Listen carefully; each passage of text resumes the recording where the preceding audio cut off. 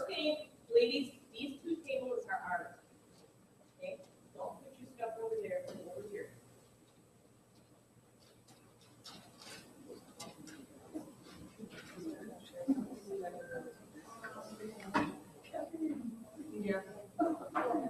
The pull. Jerry. Shannon. How you doing, my brother? Right. You bogged down with those Rock and wires. rolling. This is the nest of where I live. Need somebody to come rescue you? Jamie, in your paper, you have very well.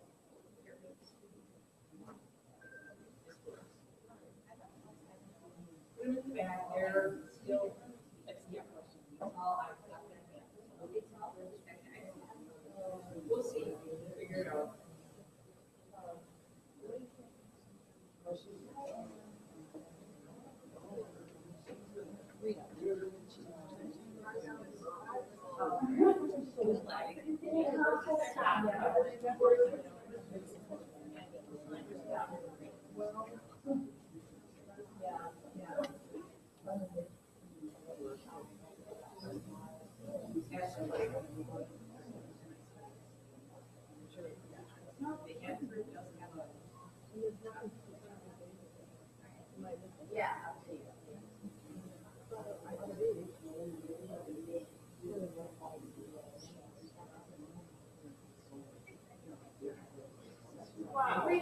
You are resourceful.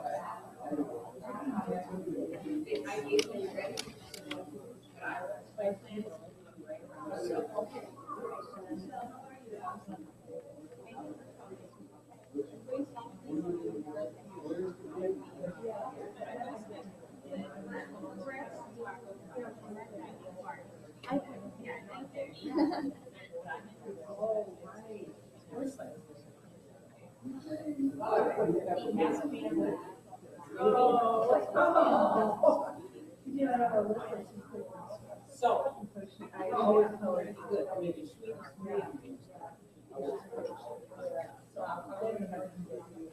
Here,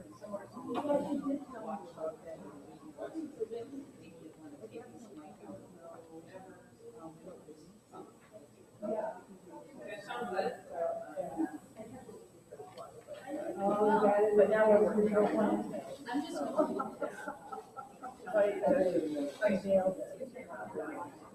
That's fine. Yeah. You know what, yeah. Hi, Michael.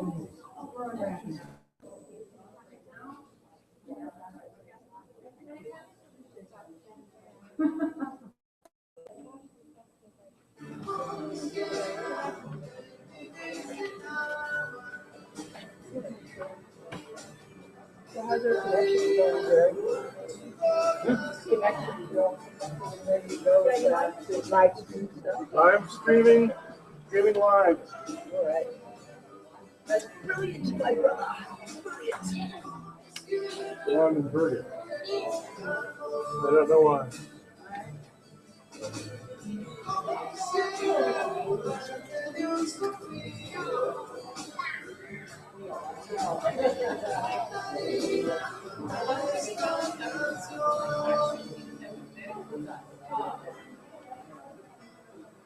Last year, I was there's not going to be a lot of start. What we did was really the third one this year is done by the group. And it's done at this time. Easy characters.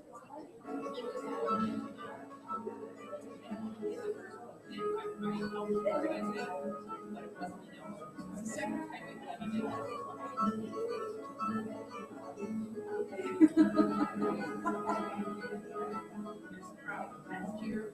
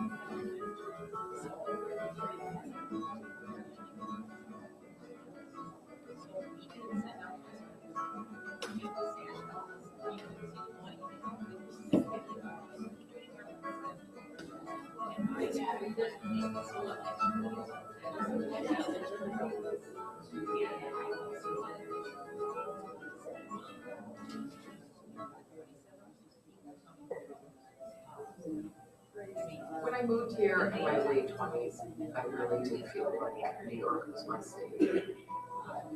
When you know where the good coffee shops are, where you go into stores that you visit again and again. I think anytime you have a familiarity with a place, you start to feel. So that's right.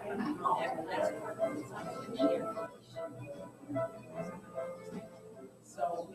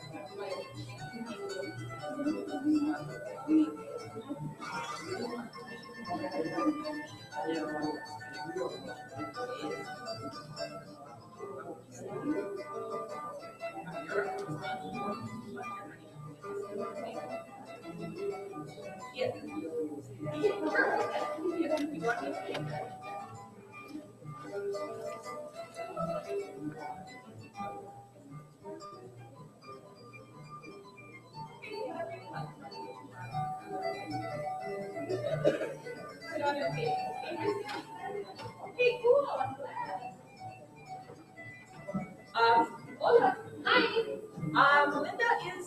Can one of you please go out and get Linda? Come on here. Tell her the Chinese students are here. Take her place because Linda is coming. Hi. I'm Carol Holt. I am the person who's organizing. Linda Wall is coming. Yes. Okay, Linda. She'll be right here because she has your name changed.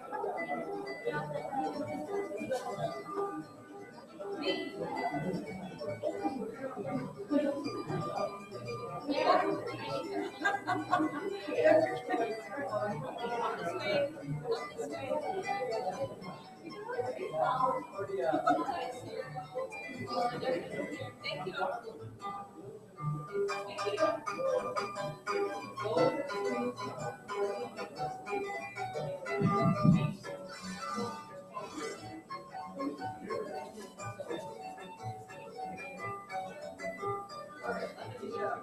She's excited. Shopping. They're not going to sell food anywhere else, they're going to Tokyo. And if you really go to Tokyo,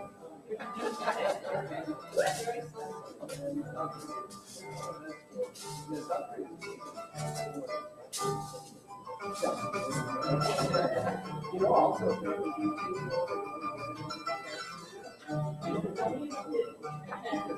Yeah, okay, so luxury and shopping.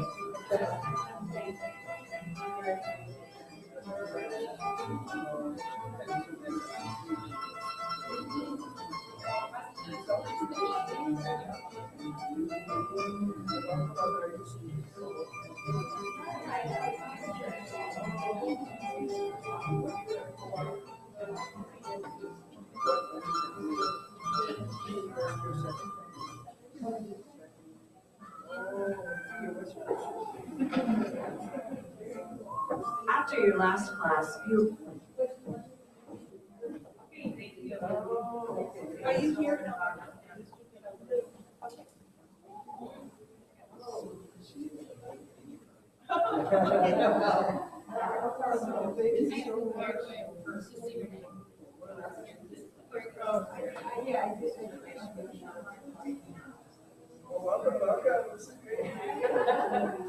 Now, when you graduate, you think that you might here and work with that.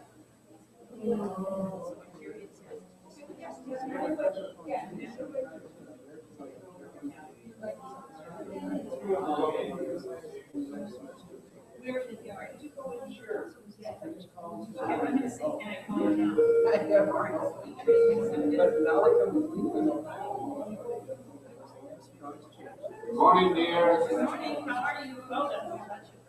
Good, how are ya? Good, good. This is Jim, he's going to be assisting. Hi, Dave. So I want to introduce you to my translation. Yeah, so I'm actually streaming now. The weird thing is, if we go to the Hangout thing, I was freaking out about this. But, if we go to the actual Hangout, Ya there's aguanto words. español. But for some reason, we can check that out. But on the actual feed. Oh, okay, that's good. Then I got a DVD of what else is going on.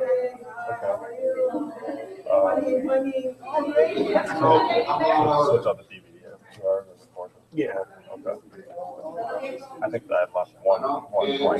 Yeah. ¿Cómo se ve las imágenes atrás? ¿También se puede ver bien? But thanks for your instructions. It was helpful.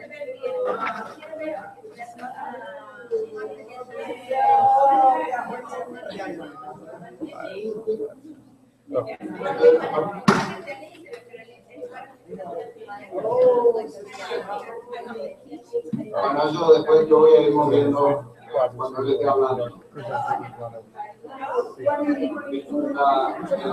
It's una very small room. My office is for me, so it's not big room. So that's why. But I will do it.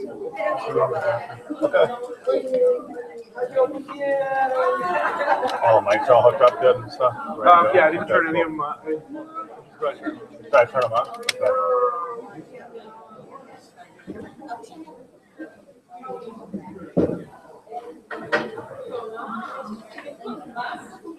Okay.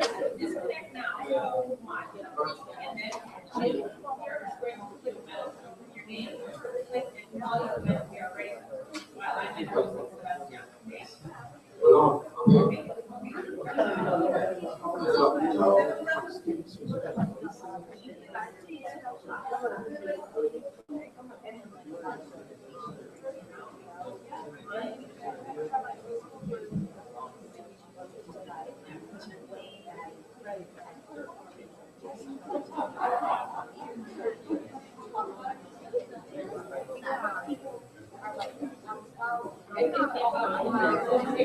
Anyone that's empty, not the one that is free. The one that's empty.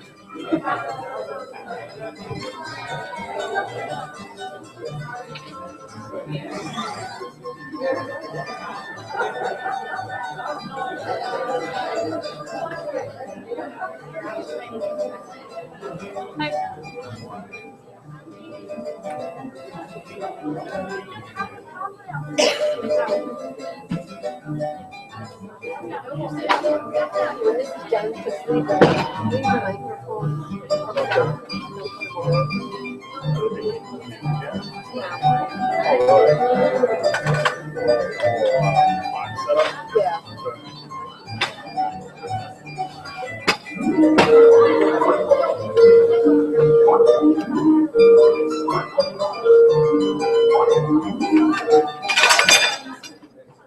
Hello?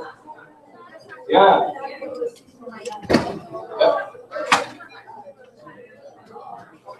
Yes, hello? Yeah, perfect.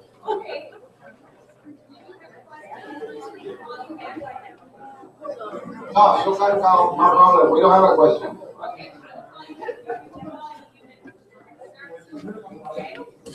All right, I'm still.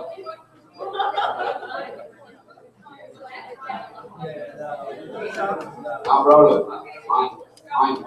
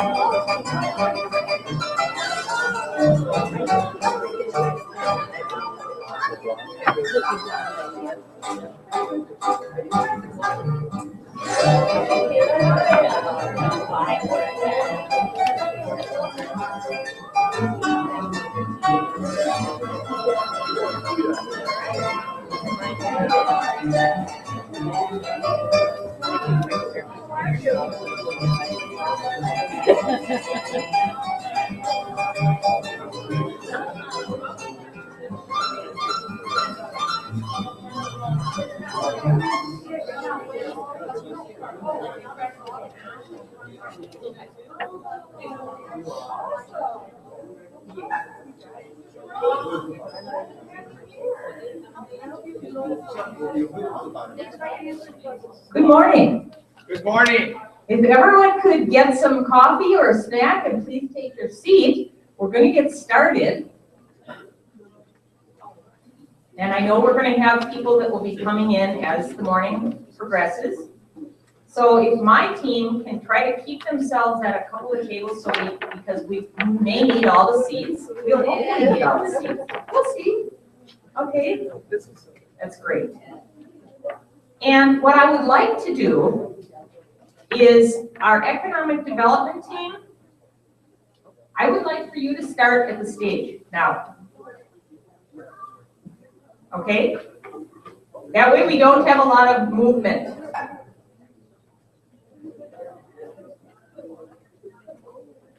Anywhere. And the clicker is there, which you will be using right after when all the speakers are finished, when Venezuela is finished. So someone take the clicker, please. Okay? Okay, great. Okay, raise the clicker. And then is Cindy coming in? Okay, so we'll need to see a seat for her up there. Okay, Xiang, you're going to be coming up here, yes? And then the other teams, I want you to be ready to move, okay? After, they will sit there after, through the whole second speaker, through Art Rizzi. Then, when Art Rizzi is finished, then you will get up and the next team will come, okay? But be ready, we are going to be standing, okay? Sound good? All right. Then what we're going to do is I'm going to have Sue Tabacco start, and we'll get started with our introductions.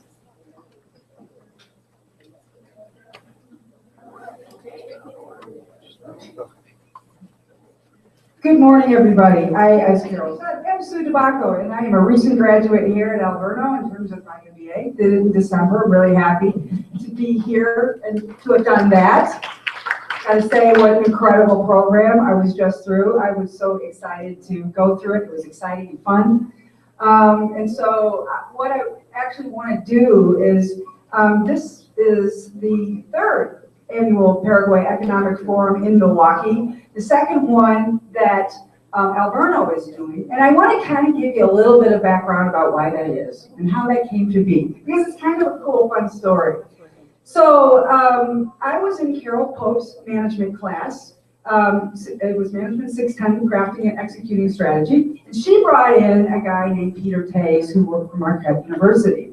And he was a guest speaker talking specifically about market development and tourism in Paraguay. And his passion and his presentation made this place sound like it was the most awesome place on earth.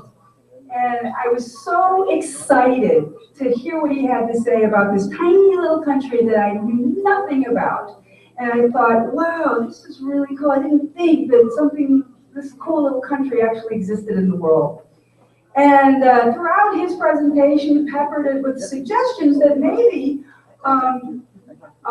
my class could do something in terms of make recommendations for this country, maybe help create a marketing campaign to get the word out about Paraguay and all its great natural resources and its incredibly high GDP. And I kept thinking to myself the whole time, this is a great opportunity. Why wouldn't we want to do that? So I took a look at the summer electives that Alverno was offering, and I was thinking to myself, you know what, this would actually be a great independent study. So I went to Carol and I said, wouldn't this be a great independent study? And she said, you know what, that would be. So she said, write the proposal.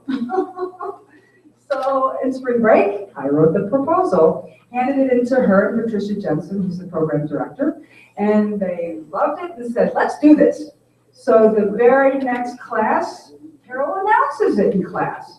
And automatically 5 hands shooting up going, I want to be part of that too. And it's like, awesome, this is great. And then she announced it in a couple of other classes and we gathered 3 more students. So the independent study became a summer elective, and it actually became 2 summer electives. Because what we really had to do was we had to find out what Paraguay was about. So that first class was about looking at various aspects of the country, psychology of the nation, various industries, just the whole aspect of marketing. And what we wanted to do with that is present that research at the Paraguay Economic Forum, which we were then all came together to coordinate in a second summer elective.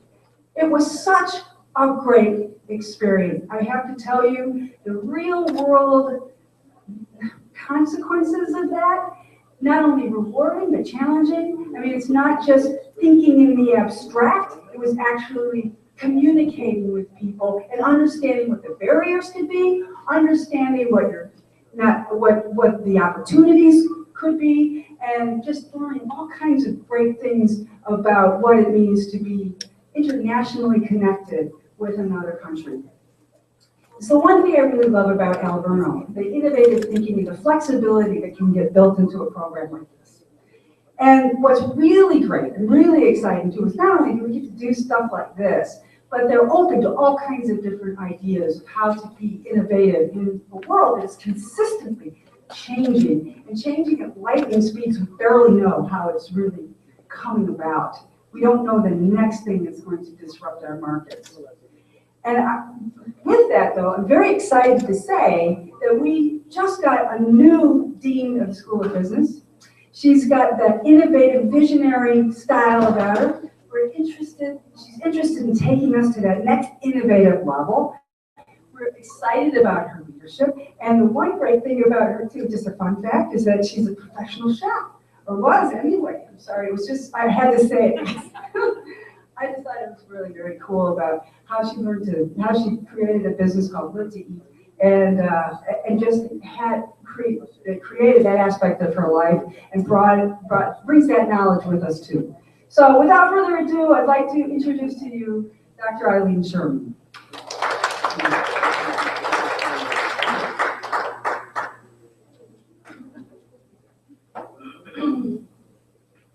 And I'm gonna put Sue on the road and have her market the MBA program, I think.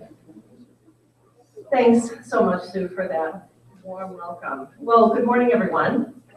Good morning. You all look great. Welcome.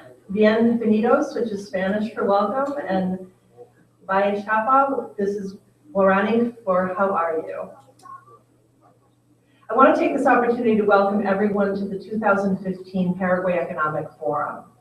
Last Friday was International Happiness Day, and people in Latin America are the most likely in the world to experience a lot of positive emotions on a daily basis, according to Gallup's Positive Experience Index. In fact, for the first time in Gallup's 10-year history of global tracking, all of the top 10 countries with the highest Positive Experience Index scores are in Latin America. And the happiest country in the world, for the third year in a row, it's Paraguay. And the people of Paraguay are one of the greatest assets of this country, as you will hear today from many different people. The natural beauty of this country is second to none, making it a wonderful tourism destination. Democracy was achieved by this landlocked South American country in 1989, only 26 years ago. With a population equal to the state of Wisconsin at about 6.5 million people in an area the size of California, Paraguay is the 8th largest country in South America. The country achieved the highest 2010 GDP growth rate in all of Latin America at close to 13%. In 2013, its 14% GDP growth again led the region. The country has become the 4th largest exporter of soy, as well as the 6th largest exporter of beef in the world during the past 10 years. Paraguay also sits on the largest freshwater aquifer in the world, as well as deposits of oil and gas that are yet to be tapped. Its location in the middle of South America makes it ripe for development of a logistics center of that continent. You'll learn about all of these opportunities and much more today from Alverno College School of Business MBA and Global Marketing students. We're really proud to once again host the Paraguay Economic Forum. For the second year in a row, our students have undertaken research on the business and tourism opportunities in this country, which lies in the heart of South America. It is my honor and pleasure to now introduce Associate Professor Carol Vollmer-Pope from the School of Business. Carol has demonstrated her passion for Paraguay across the last 15 years as she's worked to incorporate programs such as the Paraguay Economic Forum into our curriculum. She developed and led a short-term study abroad class to Paraguay, Argentina, and Brazil for 10 years and has worked with Paraguayan businesses and officials to develop projects and assessments for our students throughout her career in Alverno. Once again today, she'll share her excitement for this country with all of us. Welcome.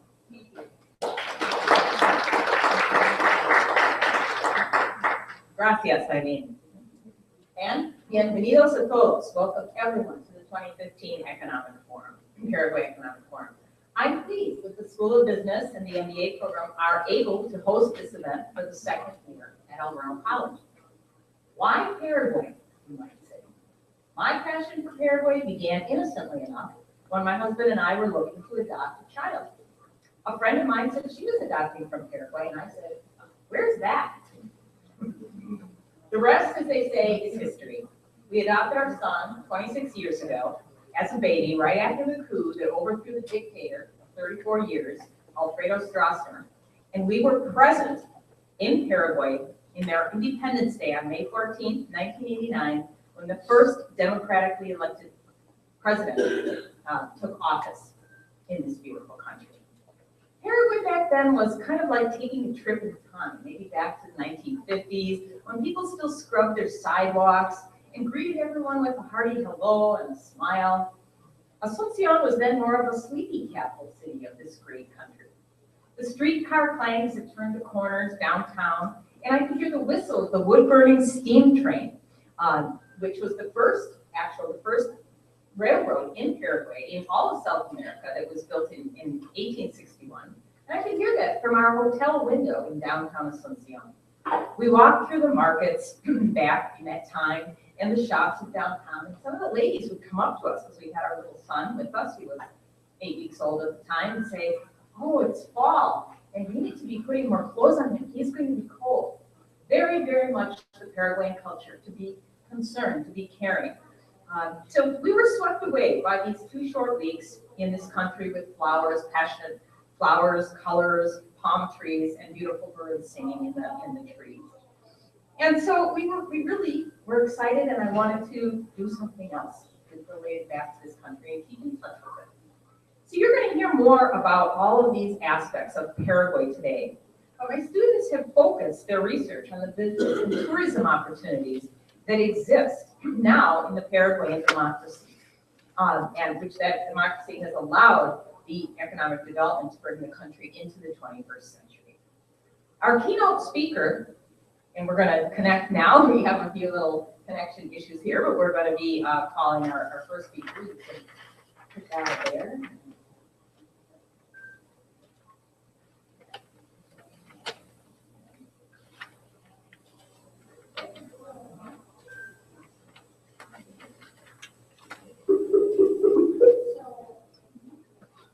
What happened? Webcast. Webcast from Paraguay. Live from Paraguay. Hello, Blas. Hello, Carol. Can you have your camera on, please? We don't see you. Yep. There we go. Great. Okay. And now what I'm going to be doing is introducing you. I'm going to be introducing our keynote speaker this morning. Our keynote speaker is Sebastian Brizuela Munoz. He was born in Argentina, in Residencia, Argentina, of a Paraguayan father, and he returned to attend school in Asuncion, Paraguay, went back to Argentina to first pursue a career in educational psychology. Sebastian Brizuela Munoz returned to Asuncion, Paraguay in 2006 from Argentina and entered the sector of international trade, working at Aeromar International, SRL, a company that specialized in logistics operations.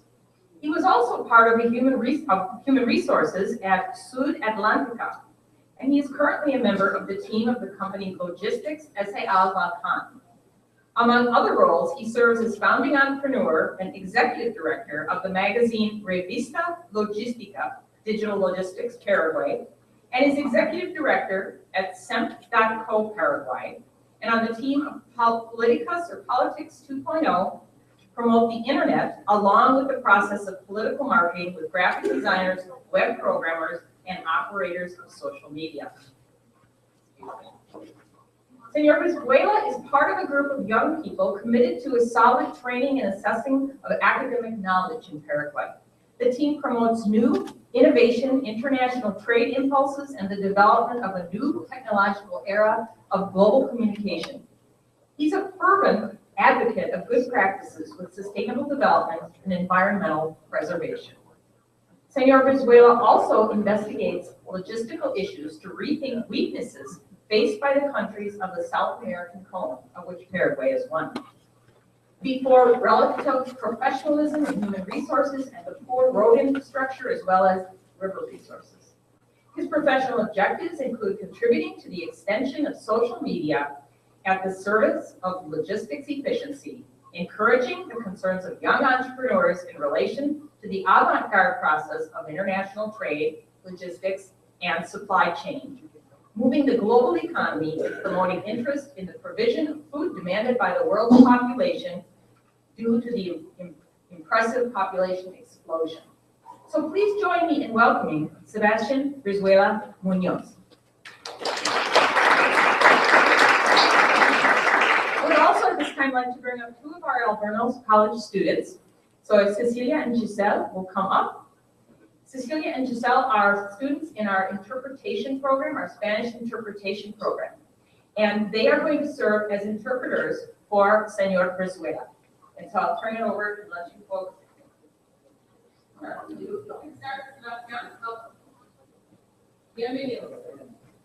Buenos días, muy buenos días.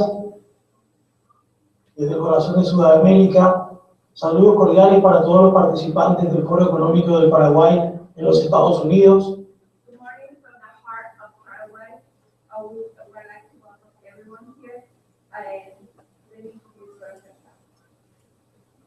Y permítame expresar nuestros reconocimientos al mentor de estos encuentros de negocios, al apreciado Peter Tasse. Please allow me to introduce the mentor of this business, Peter Tassi, Y a la señora Carol y al staff. and Mrs. Carl and her staff. Nuestro amigo Peter Tate, joven americano solidario con causas del crecimiento económico del Paraguay. Agradecemos al querido Peter desde el corazón de Sudamérica. Our friend Peter Tis from the heart of Paraguay, we thank him for his knowledge and business, and he's going to talk about more of this. En el 2015 muestra al Paraguay como uno de los mentores que moverá la región del Mercosur, el desarrollo de una economía en crecimiento por encima del nivel del promedio mundial y las posibilidades de cerrar este año con un 4%. In 2015, can you repeat that one? ¿Puede repetirlo un poquito más porque es la segunda parte? Ok. En el 2015 muestra al Paraguay como uno de los mentores que moverá en la región del Mercosur el desarrollo de una economía en crecimiento. Paraguay is going to move and it's going to show a new movement of our economy. Puede continuar y yo le traduzco. Por encima del promedio Over the de la average región of the region y cerrar un año and close a year con el 4.5%. with a 4.5%. Entre tanto, el Banco Central del Paraguay With this, the Bank of the Central Paraguay mantiene estas estimaciones pese al panorama externo adverso. maintains these expectations with a panorama of the future.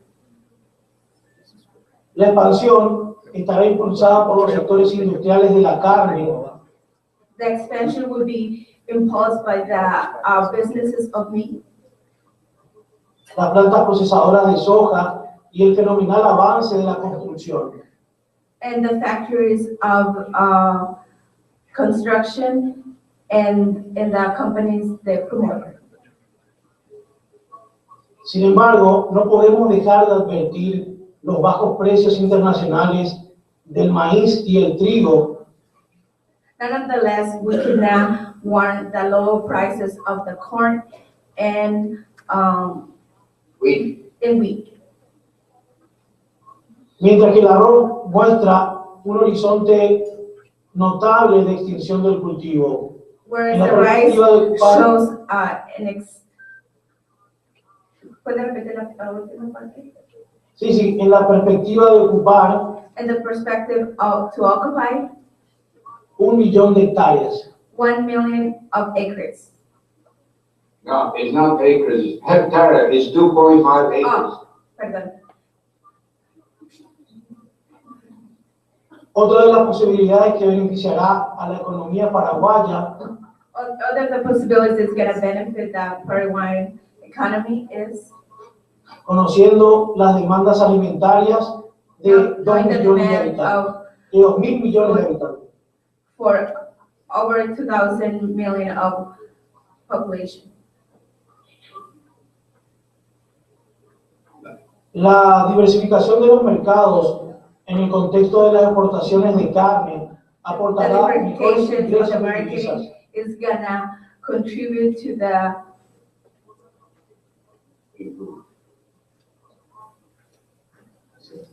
It will help to improve the income of the country.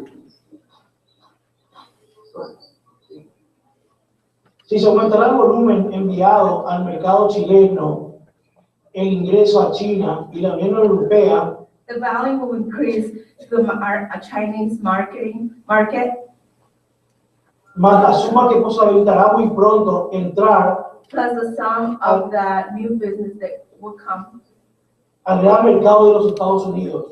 to the United States market.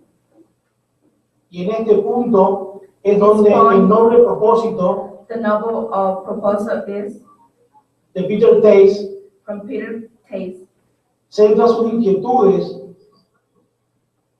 para promover los intercambios comerciales de ritmo constante to come together and have any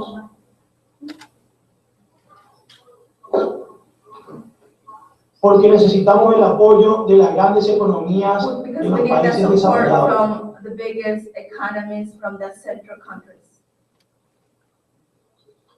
Queremos mencionar We would like to también el mention precio del petróleo the en price of the baja. petroleum. Es otra de las instancias que está profundizando los comportamientos globales de la economía. There is another business market that is profounding our economy. Aunque me permito augurar que en el caso del Paraguay no afectaría tanto. But I would like to allow myself to say that the Paraguay would not accept that much. Aunque en la realidad dependemos sobremanera de los comportamientos económicos de los vecinos países como Brasil y Argentina. But the reality is that we depend on our neighbor countries such as Brazil and Argentina. Países limítrofes que están enfrentando lamentablemente un periodo inflacionario. Unfortunately, these countries mentioned before, they are facing the inflation in their economy. Nuestra empresa, Revista Digital Logística Paraguay, SRL, Our business, the magazine Logistics Paraguay RCN, editora de logística y negocios, ediciones online e impresa en papel, The internal acompaña el logistics crecimiento económico business de Paraguay. is gonna empower to the website the business of Paraguay.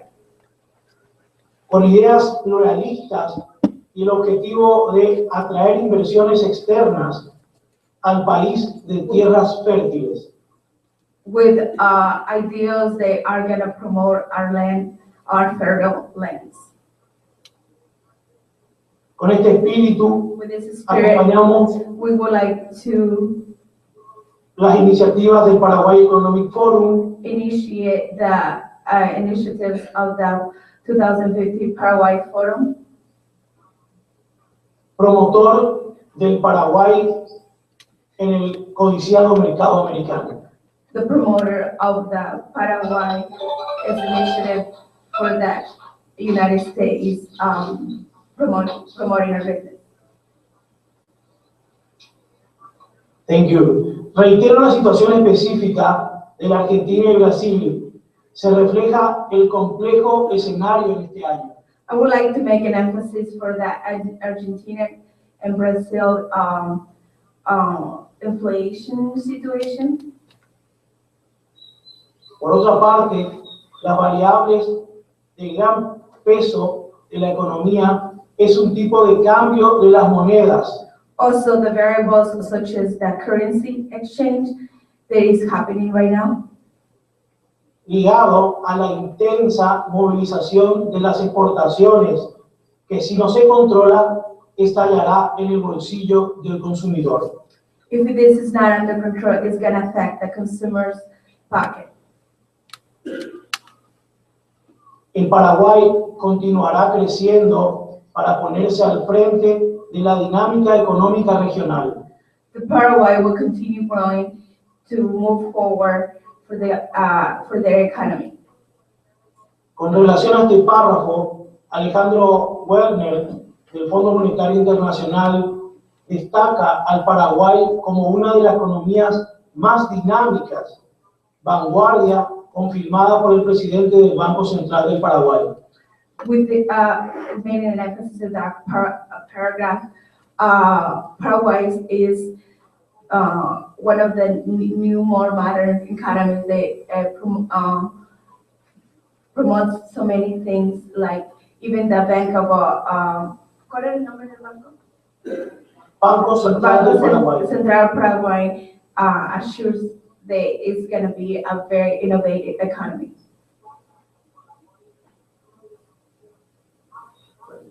En la oportunidad, en conversación con la embajadora de los Estados Unidos en Paraguay, Leslie Bassett, en la reunión de su presentación oficial en nuestro país. From the United States in Paraguay. Manifestó la satisfacción que siente llegar al Paraguay para desarrollar su misión diplomática. We had a meeting and she manifests the initiative that she's willing to promote our country in the economy.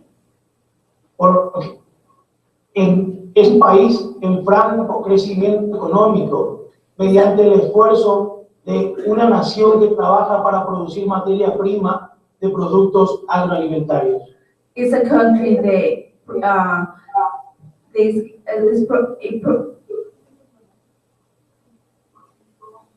promises a big growth in the industry of food.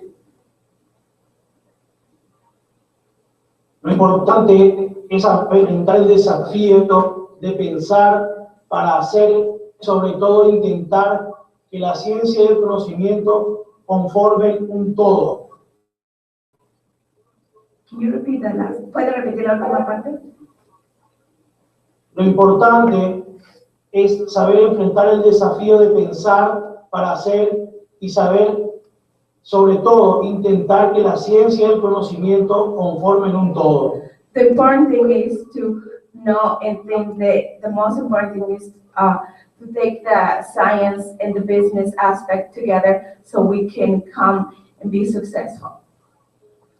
El Paraguay seguirá dando grandes pasos y tomará la delantera de la dinámica económica regional con la construcción de infraestructuras selectivas y el envío de importante volumen de carne a los mercados compradores. Paraguay will continue moving forward and promoting the economy with big promises, especially in the meat market.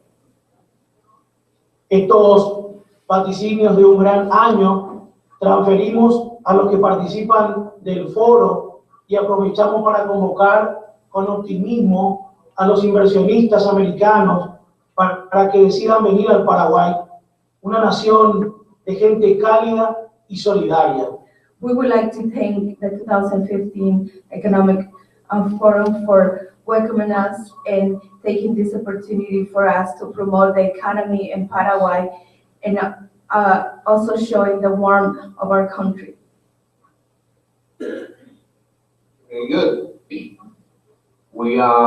With this, we would like to invite the American business community to come explore this country that is open for fertile production of food for the world. Thank you very much, and we are delighted to continue.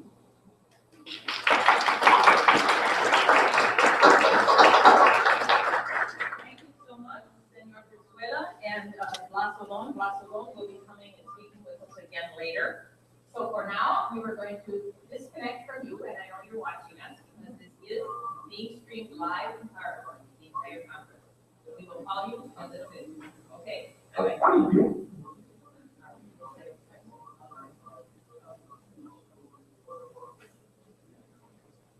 Okay, so at this point, we're going to begin. I know we're a little early, this is okay. And I know we're waiting for one speaker, but what point maybe later in the presentation or should we? Okay, so what we're going to do is we're going to get started, and I'd like to take this opportunity to introduce our student panel that has worked from my global marketing class.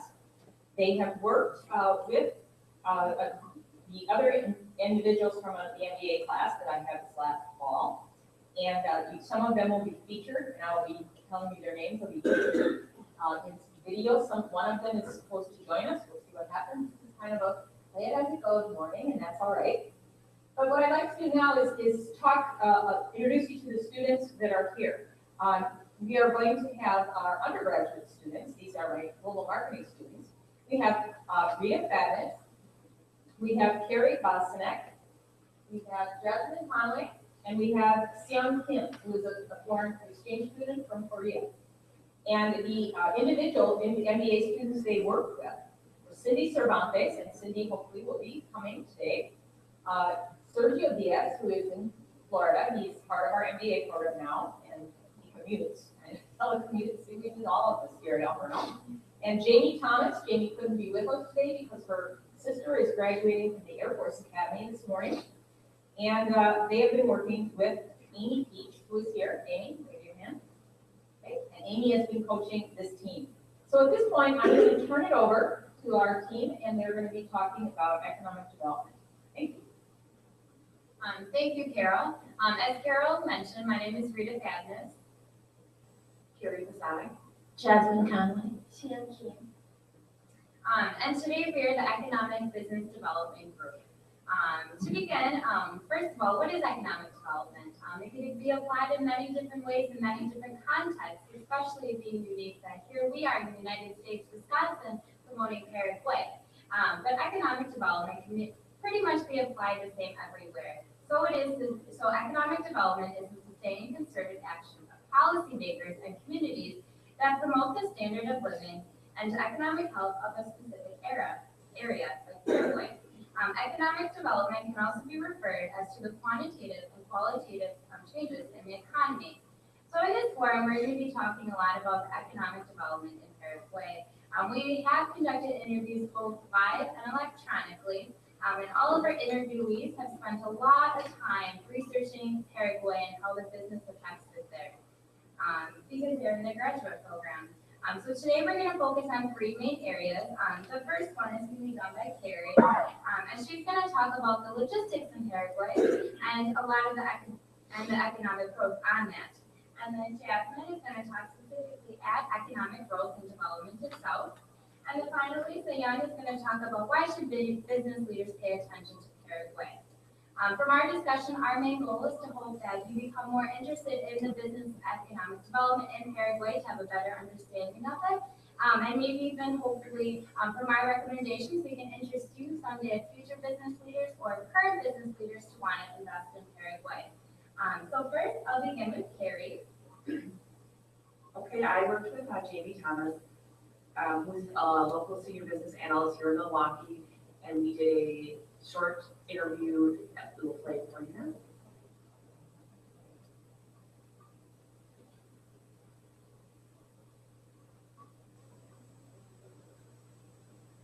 Okay.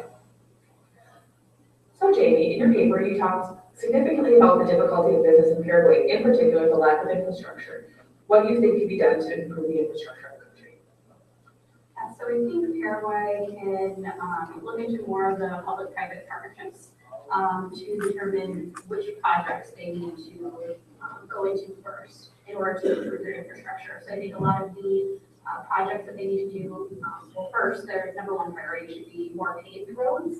I know that they're looking into adding more kilometers of road, but specifically paved roads is being really important for that country. And then looking more into how they can expand logistics within that country. So whether it's railroads, air freight, but particularly cars, I think, paved roads.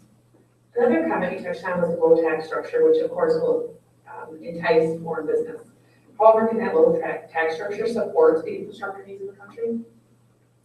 So because taxes are historically low in Paraguay, I don't think Paraguay has the revenue needed to do all these projects on their own. So that's why they are looking to do that public-private partnerships and get investment from companies in Paraguay to help them with these infrastructure projects because they've historically not invested enough money into logistics. It's going to take quite a few years and a lot of partnerships in order to make some growth in their infrastructure. So an interesting topic you brought up and a suggestion you made to improve logistics is making a logistics hub. You actually even compared it to the FedEx network that's based out of Memphis.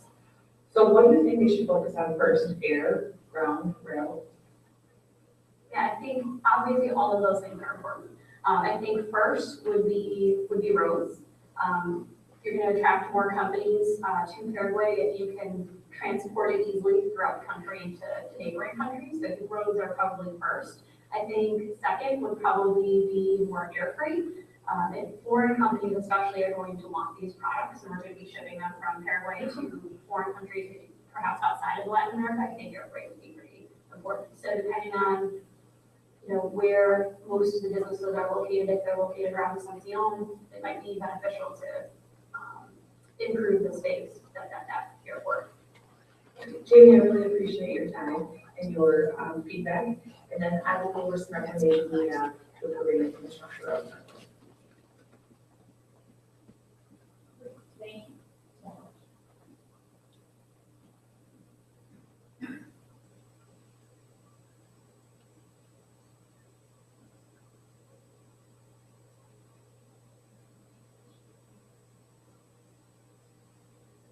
So as Jamie and I talked about, the key needs for Paraguay are to improve the paved road system. As recently as 1980, only 10% of the roads in the country were paved. The airports need to be improved, including runways, the ability to handle large air freight carriers. So future businesses can bring in large parts and machinery to land in the country and build and use the human capital that is so available in Paraguay. And then finally is the railways. With being a landlocked country, the ports are obviously not a good option. So by bringing things by rail, the cost is low, and they're able to use the neighbors around them that have the ports to move the products to those countries. So basically, we recommend using the private-public partnerships. Paraguay has pledged to invest $1 billion to $1.2 billion over the next 10 years, starting in 2015. With that investment, as well as foreign partnerships, Paraguay will grow their infrastructure. Starting with paved roads and followed by rail, we can create a logistics hub that will allow the country to build and use their current resources, including farming and the cows, their big beef exporter, send that stuff around South America as well as export internationally. And then finally, the reason all of these things are important and they're good for foreign businesses because Paraguay has a very stable currency. And the other thing is they have a very large population of under 35 human capital. So Paraguay has the people and the land to become a sustainable economic partner with not only the United States and the state of Wisconsin, but the world, which will help them grow as a country.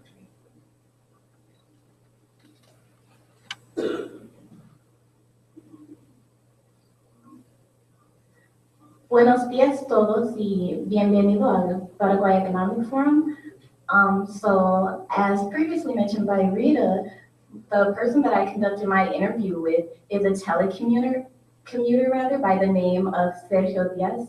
So he's not able to be present with us today, but we did do a YouTube movie for you all, and I hope that you guys take something away from it. Basically, the discussion that he and I had expounded off of his paper, which pertained to the export of beef, stevia, and other agricultural goods that Paraguay has available. So we expounded off of that, and we looked directly at Wisconsin businesses and organizations and how Paraguay and Wisconsin can partner in order to be able to develop economically.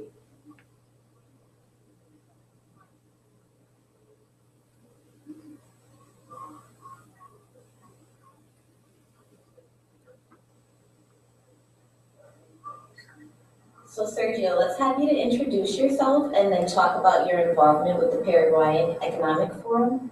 Okay. My name is Sergio Diaz. I am a MBA student at Alverno University. I did a paper for the Paraguay Economic Forum as part of my MGT 610 class with Carol. Here are questions from Jason. Okay, so your SWOT analysis of Paraguay emphasized how significant agricultural exports are to the Paraguayan economy, particularly beef and soybeans. Can you elaborate on the opportunities for Wisconsin businesses to invest in Paraguay's agricultural diversification? Sure. As the strength that I had was that Paraguay has a very stable climate. It's very warm. It's very conducive to produce. And I think that Wisconsin can benefit from having a symbiotic relationship with Paraguay and being able to produce not only soybeans and beef, but also other kinds of fruits and vegetables that are not available in Wisconsin 365 a year because of the weather. So I believe that having a relationship with Paraguay, Wisconsin can benefit and Paraguay can benefit because the technology, research, stuff like that to help them with their current exports. And obviously, as you've mentioned, Wisconsin is the leading state in organic and sustainable fruit and vegetable production. So what are your thoughts on how Wisconsin's businesses and educational institutions can partner with Paraguay to train and educate its young employment population on organic and sustainable agricultural practices?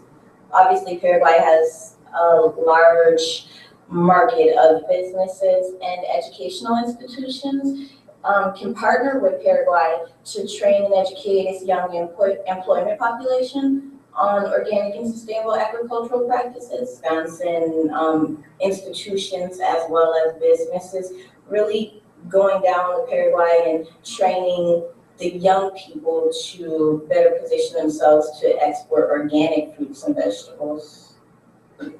So everybody's trying to eat a little healthier, trying to eliminate as much pathogens and pesticides from their diet as possible.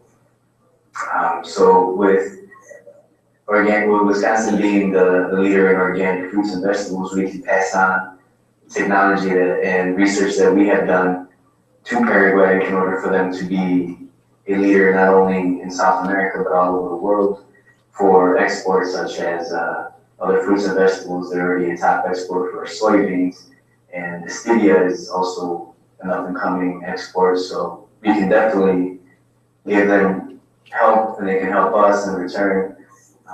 Can you share your thoughts on how Paraguay's underdeveloped infrastructure impacts the country's ability to export fresh meats and fruits? Sure.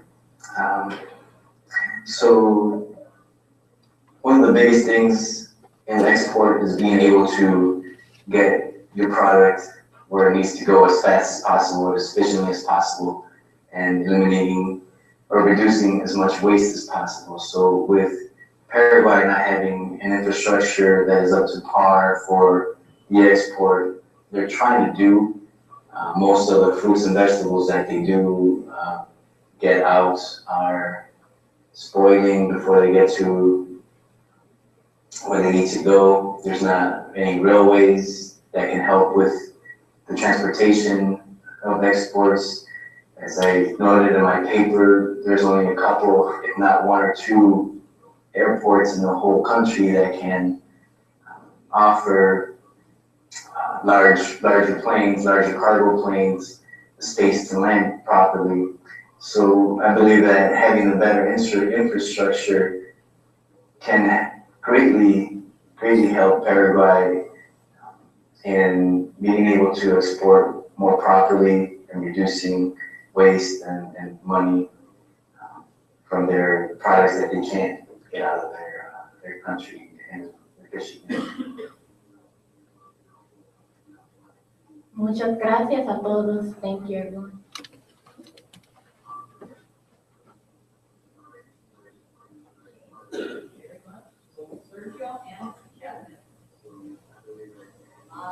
Right now, we're waiting for, I think what we're going to do is just maybe have a little discussion amongst our groups here and have some of the folks that are here introduce themselves. Because we're running a little ahead and we're waiting for another MBA student to arrive. And so why don't we start with, let me see if I've got a mic that, Is this on? Okay. All right. Let me go and see. Well, we've got these ladies will be introducing themselves, but maybe we can start here. Alex, tell a little bit about what you've done. Well, sure. On the spot speaking, apparently. I'm sorry. So my name's Alex Bartoshevitz. I graduated with Sue last December from Alverno, and I was part of the last economic forum in 2014. As part of that effort, and again, kudos to Sue for putting together really the plan and driving things forward. I had a chance to go to Paraguay. Got a chance to spend a lot of time with Dr. Blazadoni and meet quite a few people down there and really help promote what we're doing here at Alverno. But get a really great sense of the people and the land, as well as getting a look at things like the infrastructure, taking a look at the agriculture, meeting a lot of different political figures, seeing what the obstacles are in the way. So it's great to be able to research it, but to go and experience it for yourself is something I really encourage everybody to try to do at some point. Beautiful country, beautiful people, very welcoming, and it's an opportunity that I'm very thankful I had a chance to take, and it will stay with me forever. Great, thanks Alex for sharing. Amy, let's just have you talk about what you had done last semester or last year. Sure, thank you. My name is Amy Peach, and I currently work as the director of the Fox Valley Technical College Venture Center in Appleton, Wisconsin. And I'm responsible for driving economic development through micro enterprise and small business development in our region. And I had the pleasure of participating in the very first Paraguay Economic Forum along with Sue and Alex and another great team. And it was just a really illuminating experience, a great introduction into international business and economic development, and really provided a pathway forward to seeing all of the opportunities for Wisconsin companies that want to export and want to grow their companies. There's a big world out there, and Wisconsin has got a lot of products and people to share.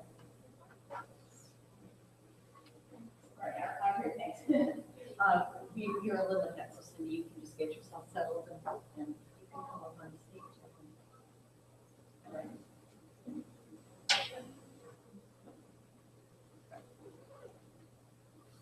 Okay, so as we continue, our next speaker has arrived, but we wanted to just find out a little bit. Maybe can you tell us where you're from? Do you speak English? English? Okay. Just tell us for a minute. Sure. Yeah. And what you're doing? Okay. Hi, my name is Gao Yang. I am an undergraduate student here at Alverno. I am majoring in community leadership and development. And I just decided to drop by kind of as my instructor. It sounded like a very interesting topic, and I had kind of looked into, in the past, what was discussed with the Paraguay seminars in the past. So thank you so much for joining us today. Okay, and we have students here from Concordia University. Yes, let me have you introduce them, please. Good morning. My name is Christine Gao, Director of Asia Pacific Region Global Outreach Program, specifically MBA. So you will see these 12 students. In fact, there are a couple of my MBA students too. They are from China, most of them from Shanghai. So they are here study abroad at Concordia from Shanghai University of International Business and Economics. They are all junior students. So it's similar. It's what, like all of you, is trying to learn between Wisconsin and China what we can from our end is what we can promote Wisconsin's business and then outreach to Shanghai and China, and then vice versa. They come over here to learn from us. And also this month, the focus is small business in our Ozaki County area, Milwaukee County area. Next month, it will be majority of global companies in Wisconsin. So that's what they're here. They will be here until May. So we are honored to get invited over here to learn. I'm originally from Taiwan. So with Paraguay is a lot of huge Taiwanese business connection in the early times. I lived in Wisconsin since 1989, so quite a bit of learning, and this is the only state I stayed. Weather kept me here. So it's a beautiful place, and I love it. This is my second home, so I'd like to promote Wisconsin more and more. And then also collaborate with our schools, like Alverno schools, and then many others, local schools. Thank you for having us. We do have a group here also from MATC. I know Luz stepped out, your professor. Anyone here want to be the spokesperson? Anyone feel? No. So what are you all studying? study macroeconomics. Macroeconomics, okay, here comes the rest of your group. So, Louis, we're just taking a second and welcome to all of you. And if you could just maybe take a minute and just talk a little bit about your background and how we connected, and then your students, what they're studying, and those kinds of things. Okay, we'll let you guys get settled. Please take a chair anywhere here that's open. Thank you. Baishapa. Baishapa. I said that earlier. I think said Baishapa. How are you at Houston? My name is Luz Sosa, and I was born in Asunción, Paraguay. I came to Milwaukee when I was 16 years old. I actually didn't know how to speak English when I first came, but I studied really, really hard when I was in high school, and I got a full scholarship to go to Marquette University here in Milwaukee, and I brought my students today. So I'm a teacher now. I teach economics, and like I said, this is my macroeconomics class.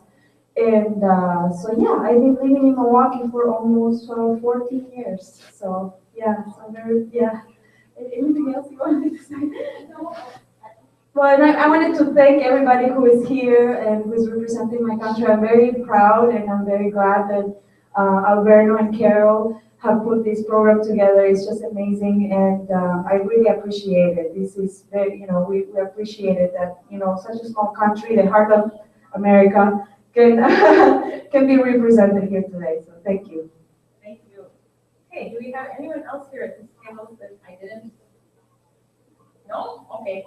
I was just giving everyone a chance to. All right. Now that we've gotten to know each other just a little bit, what we're going to do now is return to our program, and we have Cindy Cervantes, who is an MBA student here at Alverno, and she will be working with Sion, and they will be discussing more outside investment. So I'm going to turn it back to you. Hi, I'm Xian Kim. Before starting my part, I want to say thank you to Carrie and Jasmine. So far, Carrie has highlighted the ease of doing business in Paraguay and provided some recommendations to build Paraguay's infrastructure. And Jasmine shared the opportunity for diversifying Paraguay's agriculture industry. And from now on, I will introduce benefits of doing business in Paraguay with my guest, Cindy Cervantes. I'm really pleased to introduce my guest, Cindy Cervantes. She's studying at Alverno College for the Masters of Business Administration, and for the last 9 years, she is employed at HEPCO Corporation as a senior financial analyst. Cindy presented her findings about the investment climate in Paraguay and reviewed the reasons for business leaders to pay attention to Paraguay. Hi, Cindy. Hello, everyone. Very good. Sorry I was late. Sorry. I have 3 kids I had to drop off this morning. Actually, there are 3 attraction reasons that bring people to Paraguay. The first one is lots of beneficial policies to companies, and the second is the low cost of labor and the useful workforce. The last one is the stable currency. So about the three attracting factors, I will interview with Cindy. Can I ask some questions to you? Absolutely.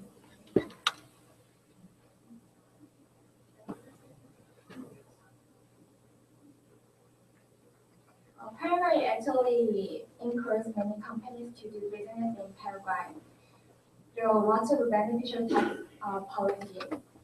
When companies do business in Paraguay, what are the beneficial tax exemptions given to the company? There are actually many financial benefits for companies doing business in Paraguay. One of them, for example, the tax structure. Right now, corporate tax rate in Paraguay is only 10%. Dividends are taxed at 5% for residents, 15% non-residents. So that's one of the special tax treatments. There's another program that is a great program, which is called the Maquila program. That's just allowing importations of goods or products to be manufactured into something else under a special tax treatment of 1% VAT. So that is a great benefit for foreign investors. Thank you for your answer.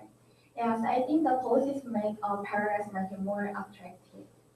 And also, Paraguay is home to one of the world's largest population of young people. So how is the youthful workforce beneficial to companies doing business in Paraguay? It's actually very beneficial having youthful workforce.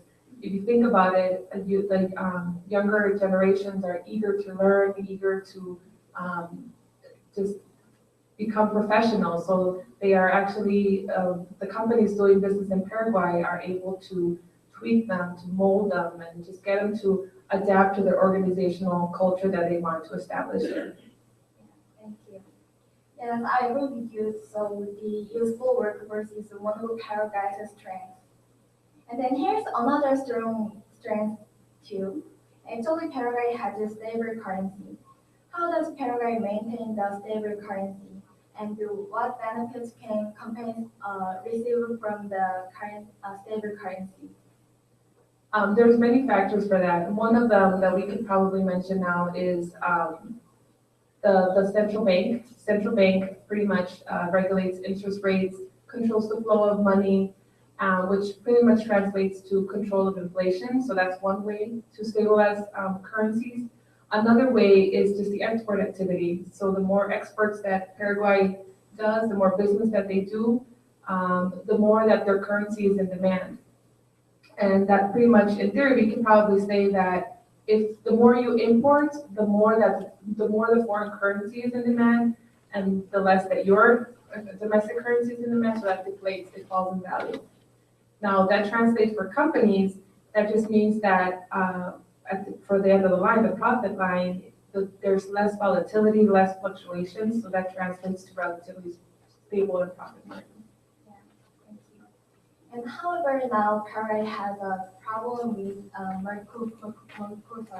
So many experts say instead of Mercosur, Paraguay should look into other trade agreements. So what other trade agreements do you think will develop Paraguay's market? One trade agreement that would probably benefit Paraguay is the Pacific Alliance. They already have observer status, so it's just a matter of going forward with it. This is a Pacific Alliance, deals with Chile, Colombia, Mexico, and Peru. And it just opens up new markets. It just allows Paraguay to tap into new markets, new market segments, and just allows them to grow and sustain their export activity. Thank you for your recommendation and then our guest interview. And I really appreciate the audience taking the time to listen to our interview. Thank you.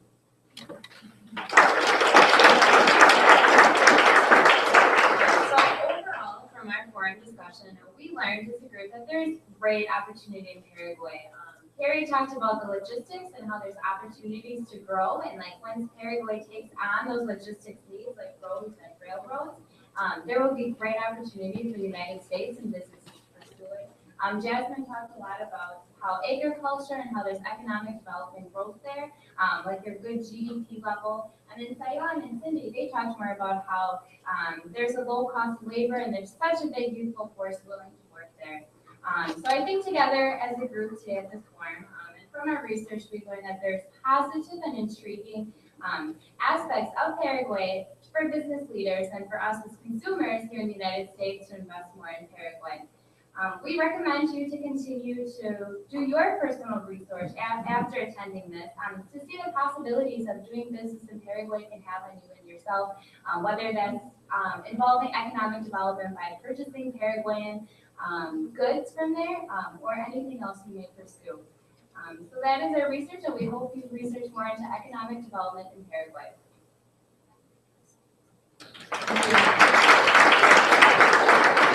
Great, thank you, ladies. And what we're going to do right now, we have a little bit of extra time before we're going to have our next speaker. And so we do have an excellent speaker here in Luz Sosa, who is from Paraguay. And so I'm going to have her come up to the front, and we're going to maybe just chat a little bit about some of these things. Let's see, where can we squeeze through? That looks like a good place. Okay. All right, why don't we'll climb up on the seat there, and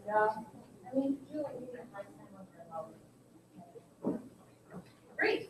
You can sit down at the table, we have mics there as well. Sure, this is great. Okay. Okay, great. So, Luz, maybe you can talk to us a little bit about, I know you spent some time in Paraguay, you did grow up a little bit in Argentina as well. Maybe we could start with your fun story about how who was your priest in your church when you were in Argentina and you were growing up? Pope Francis. Small world, isn't it a small world? So she's had the experience of actually having mass and taking communion with the Pope when he was just a regular priest. Yes. So it's kind of interesting. So tell us a little bit about what do you think? I know you were back in Paraguay, was it last December? When I was Yes, I was. We were both there at the same time. And just wanted to see, what did you see that has changed? Because you were there when you were younger. Yes. And came back, and so you've been gone for a while. What did you see? They were talking about the infrastructure, they were talking about lack of it or whatever. What did you see? What changed? Well, I got to when I was little. I don't remember much because I was there for until I was 8 years old. Okay. And I did grow up here with the dictatorship of Stroessner. So things were very, very different for me when I was little and compared to now, especially right now. I think they're investing a lot more in infrastructure, and tourism is amazing. So I got to actually last year to travel around the country, which I haven't done when I was little. And I was amazed. I mean, there are some cities that are just so different from what they were before. For example, Encarnacion is a city that I would definitely recommend 100% to go visit. As you know, Paraguay is landlocked, so we don't have we don't have beaches, but we do have rivers, and in Encarnacion actually they had Pura Costanera, which is a beach, an artificial beach, and it's beautiful. And as some people were mentioning, the people are just wonderful.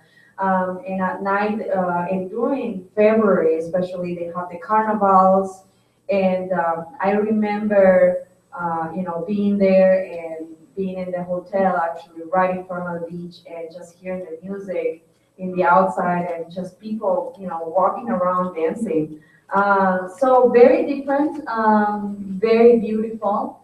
And of course, Paraguay is, if you are looking for countryside and to looking a little bit into the Guarani history. Guaranis were, for my students who don't know much of the background of Paraguay, Guaranis are the native Indians from our country. And, the Jesuits were the first ones to actually build different churches and basically places where they could cultivate, harvest. The yerba mate and different things. So the Indians were actually, they actually built schools too for the native Indians. So I got to visit those places. And I mean, they're in ruins right now because what happened was the Spanish thought that they had gold in those churches. So they would get in those places and just, break everything they could in order to see if they could get gold. And they realized there's nothing in there.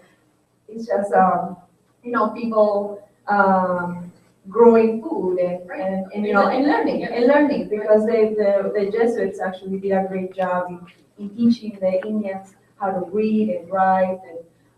So it was a very interesting experience. And of course, if you go to the little towns, you can see the difference now too. And there's internet everywhere now. There's internet, yes. And I saw people, actually I saw one person with a Marquette University shirt, which was very strange. And I had to stop the car and say, where did you get that t-shirt? And he said, oh, my uncle who lives in Wisconsin sent it to me, and Wow. It's amazing. So the world is so small. Right. And so, but when you do go to those small cities, it's like traveling in time. Right. I mean, it's like you are in the 1500s, 1400s, pretty much, you still see horses and you still see, yes. And so, it's very interesting. If you want to travel back in time, Paraguay is definitely the place to go. Right. We'll hear more on tourism from our tour. We'll have a panel on tourism, but I think you've given some great background in terms of the Jesuit ruins and what went on in those reducciones. And they are a big tourist attraction for Paraguay right now, and the team speak about that. And what about the economic development in terms of the things that the group talked about? Do you see that there's a lot of opportunity in Paraguay? Oh, yes. For Yes. businesses, especially here in the United States? Definitely, like they were saying, the labor force is very young, and as we learn in our economics classes, having a young labor force is extremely important for economic development. And so Paraguay, a huge percentage of the population is actually young people who are ready to work. And as I don't know if many of you know, but actually in Paraguay you can get free tuition to go to college, so which is something that is unheard of in the United States. But in Paraguay, if you're a really good student, you can get into school and go to school for free. And so a lot of the people are actually getting educated, so that is extremely important. The stable currency, like you were saying, and I think the president right now is doing a pretty good job in keeping inflation low. Right. And so those are all different, those are all factors that we have to take into account for foreign direct investment. We need to make sure that we have all of those. Now, the part that really needs to get emphasized is the social side of it too. We need to make sure that the people are doing well and have healthcare. And I think the previous president has done a really good job in expanding healthcare insurance to the population. So it's very cheap to have healthcare insurance now in Paraguay. And IPS, which is the nationalized healthcare, is extremely good. So we, and in order for to have economic development, it is important not just to have the economic factors in place, but also you need to make sure that the social factors are in place. So you need to make sure that people can get education for free and at least get very good healthcare also, and affordable healthcare. Great. Well, thank you very much for sharing the stage here with us and sharing the next part of our presentation, and we're going to be taking just a second here so that I can call our next speaker. The next speaker that we have will be the next speaker that we're going to have. His name is Art Rizzi, and Art is the vice president of a company called Olinda USA. And Olinda Shoes, what they do is they make very fine leather shoes, boots, and handbags. In fact, we do have an Olinda Shoes handbag that we have in the back on a table. You can see over at the very end there at their table. And we're going to be doing a silent auction for that. I'm sorry, I'm not speaking in the right microphone. Sorry. Okay, I'm introducing Art Rizzi of Olinda Shoes for those of you who are watching online. And we do have, as I said, an example of his work that is not his work, but the artisan's work from Olinda Shoes in Paraguay. And we have a purse back there, very high fashion, that is up for silent auction. So please, we'll have a break after we speak with Art. And during that break, we will be having some yerba mate tea that we, and maybe Rita, you can check with the kitchen to make sure that that'll be ready in a half an hour. So we'll be sharing some yerba mate. Mate cocido is what we're going to be serving because it's cold here. In Paraguay, you saw Blas with it, like a thermos, and he had a little guampa, it's called, and he was pouring water into it. And I heard some people say, what is he doing? What is he drinking? And what he's drinking is a product called tereré, which is it uses infusion of ice water with some different herbs that are called yuyos. And then you put the loose tea in a guampa. You have a straw that actually has a sieve at the bottom. You pour the ice water with the herbs into that water and you drink it. And these Paraguayans are always walking around with their thermos and their guampa and their bombilla and their tereré. And it's a whole society almost of how things work, how you pass the tea around. And it's a social way of speaking. But very interesting, so that's what he was speaking, and we'll have some of the warm version of that tea for us at our break. So as I continue on here of looking to connect with, here we go, Art. Art, like me, has an adopted child from Paraguay. His daughter, Jessica, is a businesswoman in Florida now. Art has traveled with his wife Marie many times to Paraguay, and their daughter Jessica as well. And we've become very close friends. And Olinda Shoes, the company started by Olinda Galilea, Lopez de Galilea, or Galilea de Lopez, sorry. I get the names backwards sometimes in Spanish. And she's a shoe designer, and she decided her father owned a shoe company, but she wanted to make something special. She wanted to take artistic creativity and make products that could be high quality and sell those in Paraguay. And so she started doing that. We had an undergrad student about 10 years ago. Her name is Laura Khaled, and she wrote a business plan for Olinda Shoes in one of my classes. And we had a number of students over the 10 years that I led the student groups down to Paraguay from our classes here, short-term study abroad. They went down and they helped with Olinda, and they started to talk about exporting. So I connected Art, who was a retired banker, and he wanted to get into the leather business and start a business in Paraguay for his daughter and for his family. And he did that. And so he connected with Olinda and her husband Carlos, and they formed GNR Ventures, which is Olinda USA. So they have a joint venture. They actually have a manufacturing facility now in Paraguay, and Art and Olinda USA imports the handbags and the shoes into the United States. So I'm going to be calling Art right now, and we'll get to see if this works. Okay. Oh my God, I guess we're doing here.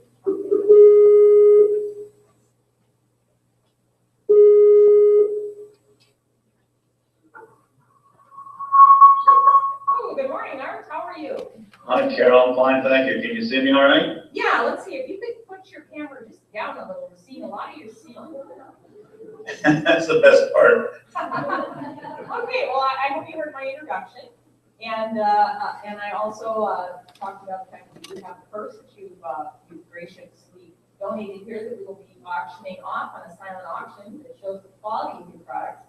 And we also hope that you can comment a little if you were able to catch our students and any of our talking that we did previously. And we're going to turn it over to you for the next half hour and let you talk about doing business in Paraguay and with Paraguay and how that's been working for you. So take it away, Art. Okay, great. Thank you. Again, my name is Art Rizzi. I'm Vice President of Olinda USA, and I'm speaking with you today from Long Island, New York, where Olinda USA is headquartered and where my family and I live. And I want to make sure you see the Olinda name on my shirt there.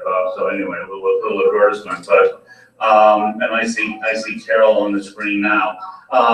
I did tune in from early on. Unfortunately, I should say very fortunately for me, during the opening comments, I got a telephone call from one of our customers in North Carolina, and she ordered 60 pairs of shoes. So it's been a good day for us, and I missed part of the opening presentation, but I'm much more pleased to have got the order for 60 pairs of shoes.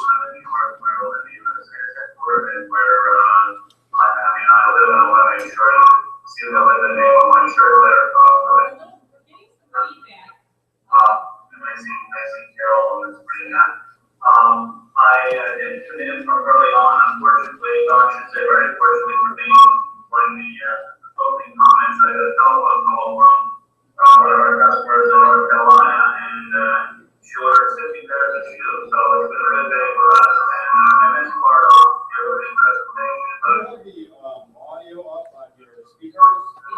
Turn the audio up. You might have to turn down the volume on your speakers a little bit of way. Thank you. Try now. Is that better? Yes, very good. Okay, so you can hear me and. Yeah, we can hear you. Okay, Okay, so Carol said I should speak for about 20 minutes or so. Actually, I could speak for about 20 hours or so on my relationship with Paraguay. As Carol mentioned, my wife and I were blessed to adopt a daughter at 4 months of age back in 1991, and she's now a graduate of the Kelley School of Business at Indiana University. And 6 days after she graduated, she started working at Ryder Trucking Company in Miami. And one of your earlier panelists mentioned about economic development and logistics and infrastructure, et cetera. And logistics and operations management and supply chain management is one of our daughter's area of expertise, and one of the reasons she loves to work and live in Miami and work for the Ryder Trucking Company. A couple days ago, actually I came back from Asuncion this past Sunday. I was there for 8 days. I usually go to Asuncion twice a year, usually in the spring and in the fall, as it relates to the fashion seasons there. But of course, been going to Paraguay for the last 25 years. Most of it in relationship to the family responsibilities, but the last 5 or 6 years because of our relationship with the Olinda Shoe and Handbag Company. The Olinda is the designer of the company. Is part of might say a 40-year-old family-owned company in Paraguay. Olinda's father, who's now approaching 85 years old, and who still goes into the factory once or twice a week and causes all kind of hell, but he insists on perfection and quality, so it's a good kind of visit when Senor Lopez comes through. Olinda founded the brand, I guess it was about 15 or 16 years ago now, because she wanted to have her own type of high fashion shoe, and so she created a first collection. It sold relatively well. She created another collection and it sold well. And then she said, well, it's time for me to set up my own boutique in Asuncion, and the rest is history. The Olinda store is in a very important part of the business section of Asuncion. It happens to be across the street from one of 3 major malls in Asuncion, so the location is terrific. Everybody knows where the Olinda shoe store is, and that's one of our strengths. About 7 or 8, 9 years or so ago, the company and Olinda started to design handbags, and what you see at the back of your room is one of the tote bags from a recent collection. So I started to say that 2 or 3 days ago, after I came back from Asuncion, I said I should start writing all the things I'm going to say. But then I said, well, I'll try to just rather speak extemporaneously, because if I can't talk about Paraguay in 20 minutes with the 25 years I've been going there, then I'm not very confident. What you see is what you get. I'm a capitalist, and I believe in a democratic form of government. Oh, there it is. There's the bag. It's been fairly successful for us. It's a nice sized tote. And if you look inside the bag, you should see, and I hope you'll see, there's a little tag in there that says "Made in Paraguay." Probably. Well, that, but it also should be sewed into the lining someplace. It should be prominently displayed. See, okay, whatever. But the interesting thing is, we have handbags being carried by ladies in Miami and in New York and in Philadelphia with the bags that has the tag there, proudly made in Paraguay. And I'm being a little whatever the correct adjective is here, but you can go to a department store in Milwaukee or near where you are, and you'll see a lot of bags, and a lot of them are made in China. With all due respect to China, they do some fine work now, and do a lot of good things, but it's very hard to find the tag that says made in China, because every bag that comes to the United States has to have the place of manufacture in it. We proudly display made in Paraguay. If it's not on the sticker that Carol showed you, it's sewed into the bag. But you'll see some very high quality names you all recognize as being world-class names, and their bags are made in China or Romania, and it's going to be hard for you to find that bag. So we're very proud that our bags are all made and shoes are all made in our facilities in and around Asuncion. Now the bag that Carol is showing you is basically, I think it's a dark brown leather with a special kind of fabric that's around the edges. One of the things, This fabric. yeah. Yeah, it's like Karen Day. Yeah. The interesting thing that's happened, and I'm getting off my plan for point of presentation, but what we are buying now as far as leather is concerned in Paraguay are basically the essential colors: black, brown, gray, some other colors. And the reason for that is that a lot of the tanneries in Paraguay have gone out of business in the last 5 years. Very unfortunate. We had made a decision 3 or 4 years ago to use only Paraguayan leather in our bags and shoes, and that worked well for a couple of years. And then as the tannery started to go by the wayside, and as it became more and more difficult to get pieces for shoes and handbags, we find that now we're down to being only able to access Paraguayan leather made in Paraguayan tanneries for the basic black and brown colors. Everything else we'd have to get from Argentina or Brazil, primarily Argentina. And so that's something that we're a bit disappointed in. We're big advocates for Paraguay, and we'd like to see more of the basic infrastructure for the industry be centered in and around Paraguay. I'm just going to show you a shoe here. I hope you can see it. This is of course, we only make ladies' shoes. This is a ladies' shoe that had an initial run recently of 500 pair, completely sold out, and we're doing a second limited run. This is a high fashion shoe, and the only part of this shoe that comes from Paraguay is the black leather. This embossed cocoa-colored leather across the front. This very nice white leather. The heel, the sole, we have to buy in Argentina. It's been a very successful shoe, and we'll sell a lot more in the United States. It's a high fashion shoe. Our retailers are able in the United States to sell a shoe for $200. And as Olinda becomes more of a household name here, which is what my job is, this shoe in the marketplace, based on its quality, its fashion, etc., and this is a good demographic shoe for about a 30 to 60-year-old. Our competitors are selling their shoes that have, shall we say, a name attached to them that's well recognized and supported by extensive advertising here. They're selling their shoe that might be comparable to this for $400. Someday we hope to sell this shoe for $400. One of the ladies in their discussion mentioned about the demographics of Paraguay changing, and that's true. Up until about 5 years ago, we used to say our age demographic for our lady customers was 30 to 60. And then the census was done, and it was found that in our home markets, 52% of the females in our home markets were under age 25.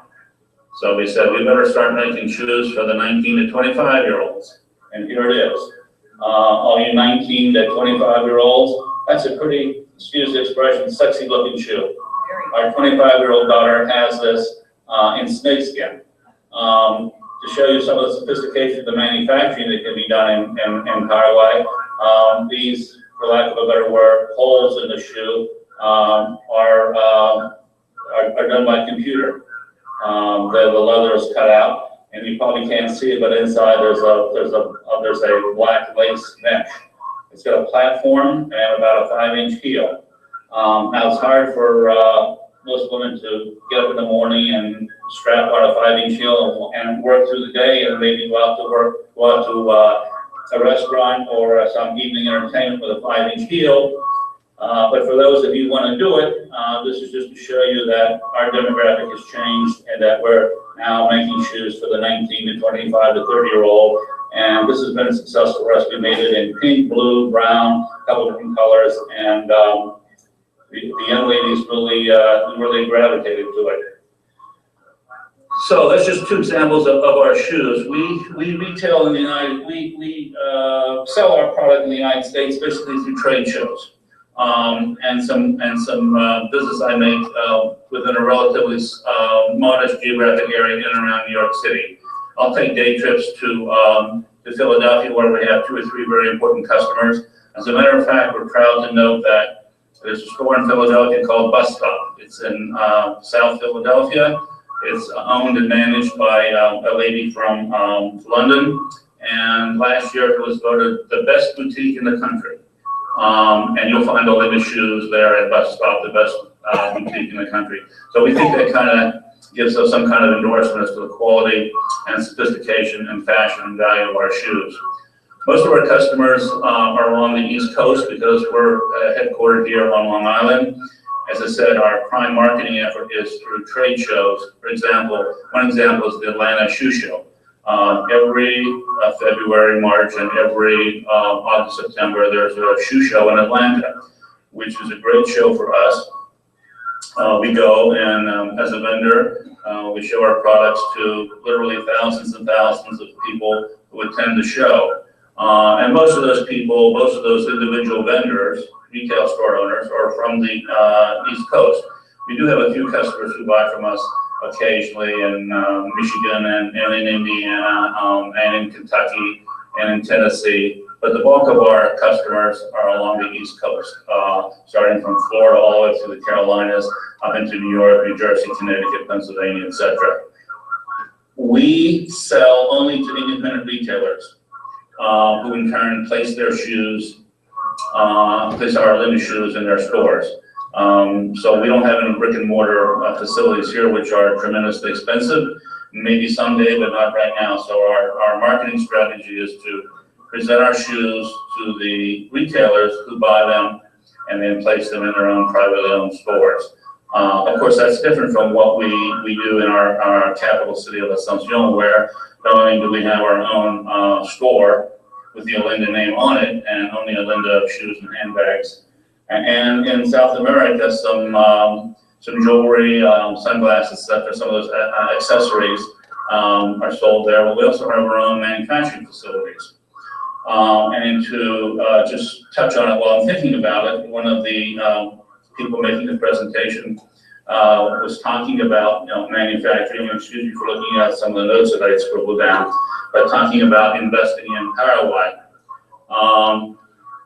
About 3 years ago, we had an opportunity, the company in Asuncion had an opportunity to buy a factory that in reality was actually looking for more space.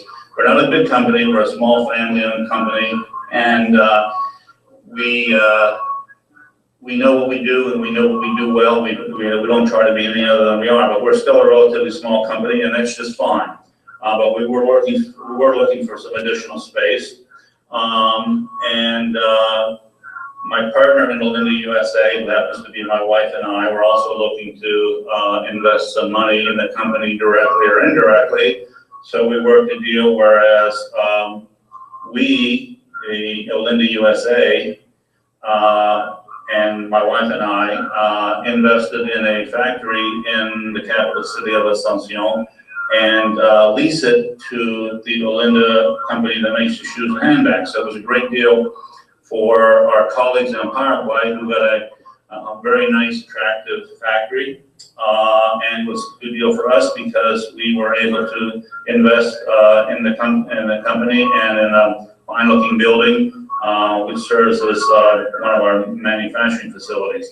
As a matter of fact, for those of you who are interested in investing in Paraguay, the amount that we invested about 3.5 years ago, we are told that now the value of that property is approximately 3 times the amount of the investment that we made. Now that sounds like a smoke and mirror story, but we propose to you that it is true. Now, one of the things that's happening, and one of the reasons our property has increased fairly substantially over the last 3.5–4 years, is that, as I noticed when I was in Asuncion last week, that there are 4 large buildings going up around within 2 to 3 blocks of our factory. And most of them are apartment buildings. It's an interesting part of the city.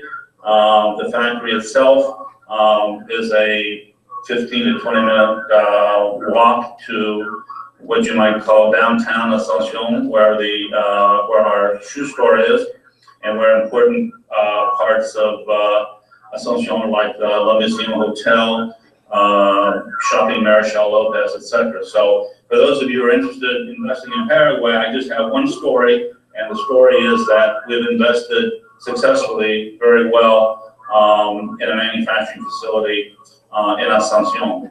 And one of the reasons I like to think that it's been such a good investment is that it's a very attractive building. It's air conditioned, which you won't find in many buildings in Asuncion. Matter of fact, as far as manufacturing, very few. So we're very proud of the building. And when the visitors come to see the building, they almost can't believe that it's a shoe factory. It looks like a house. I've been there. Yeah, it looks like gorgeous. Looks like a very large house, but it's been converted into a factory and serves our needs very well. So we make our shoes and handbags there, and we also don't have quite enough manufacturing facilities. So some of our shoes are made by small local manufacturers, and our people are in their factories 2 or 3 times a week, making sure that the quality is up to our standards. So I haven't done this quite logically, but let me look at this other set of notes or things I want to talk about.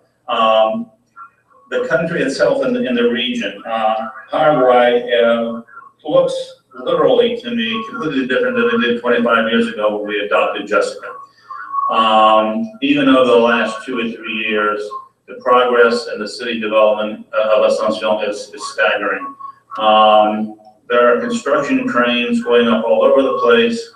New hotels, new office buildings, new apartment buildings, and the capital city of Asuncion seems to be doing very well in that regard. Now, one might ask yourself the question: well, why are people investing in these apartment buildings and shopping centers in the capital city of a relatively small, relatively unknown country in South America?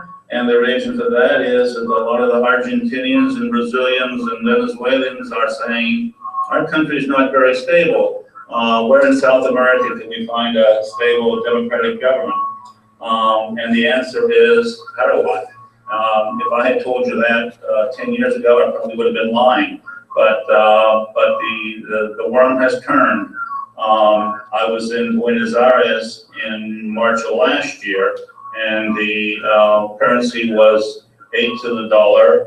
Now it's 8.9 to the dollar. So there's a 10% depreciation right there. But the interesting thing about that is, in Buenos Aires, there's the open black market rate for the currency. So you go to a bank and you change your American dollar for, at that time, roughly 8 to 1, and you go next door to a shop where you can exchange money, and you, at that time, were getting 12 to the dollar. So would you go to the bank and get 8 to the dollar, or would you go next door and get 12 to the dollar? You get 3 guesses, and the first 2 are probably wrong.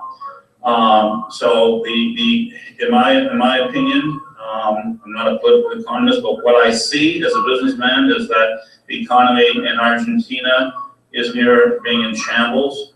Brazil is very difficult. They have severe social unrest. And those are just 2 of our most immediate neighbors. Now, also, I'm sure you probably understand or know a little bit about that part of South America where you have Argentina, Brazil, Paraguay, Uruguay, and the other side is Chile. Countries of Argentina, and I don't mean to offend anybody in your audience who might be Argentinian or Brazilian, but I think this is factual, have historically looked down upon portable Paraguay. Poor country, Paraguay, here we are, Argentina, Brazil, we have the coast, we have Ipanema, we have large manufacturing, et cetera, et cetera, et cetera. But Argentina and Brazil right now, as far as I can see, for the near-term, intermediate future, are the weak sisters of that region. And surprisingly enough, Paraguay is a little bit of a sea of stability and an island of stability in a sea of dismay. So those are some interesting things that are going on in Paraguay right now. And another thing, a thought that I scribbled down, there are no telephone poles in Paraguay. You can go to the city of Asunción, there are no telephone poles. And I can go outside this office here and walk down the street and I'll see telephone poles. Now, telephone poles are an indication of an economy that's 50 to 100 years old. There are no telephone poles in Asunción, and the reason for that is until 25 years or so ago, there were no telephones. It was a different form of government. Democracy came to Paraguay about 25 years ago, and my family and I actually happened to be in Asunción during the very first presidential elections. And it was a sight to behold. And the democratic form of government has evolved and struggled for a bit, but any new form of government has its problems. But getting back to the point of telephone poles and communication, of course, now everybody has a cell phone because they didn't have landline telephones before. So there are no telephone poles, which is a small blessing because telephone poles are jutting out of the ground all over the United States. There are no poles in Asunción, but everybody carries a cell phone.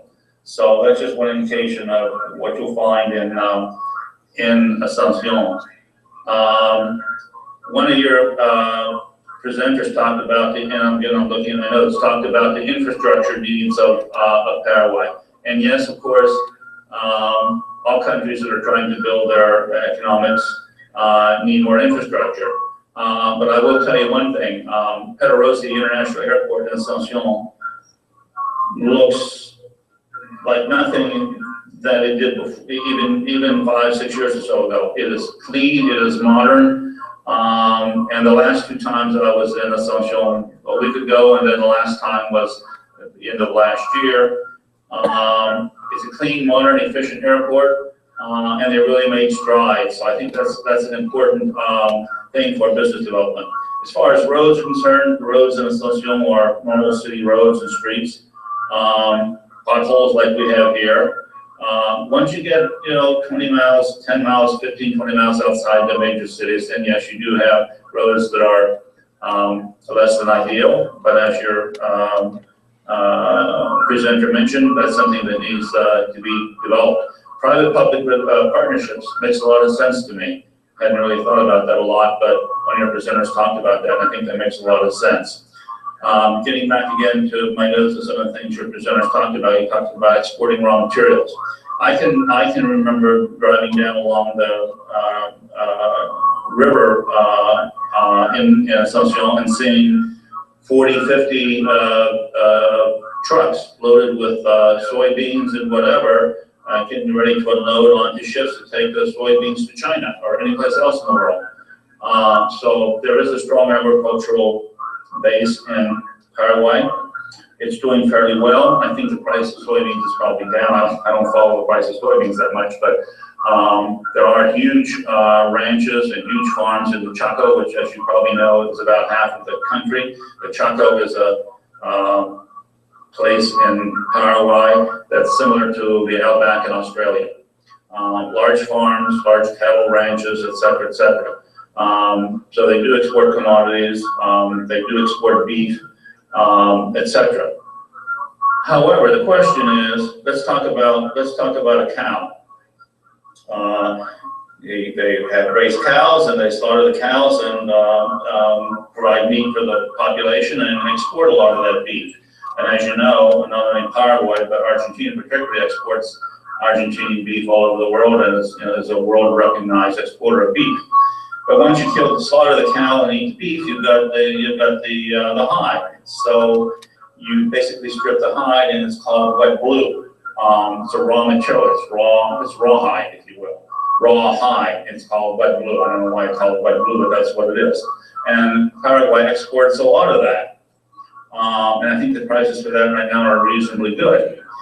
But I've heard governmental officials say for the last 20 years that what Paraguay needs to do, among the things that Paraguay needs to do to spur economic development, is to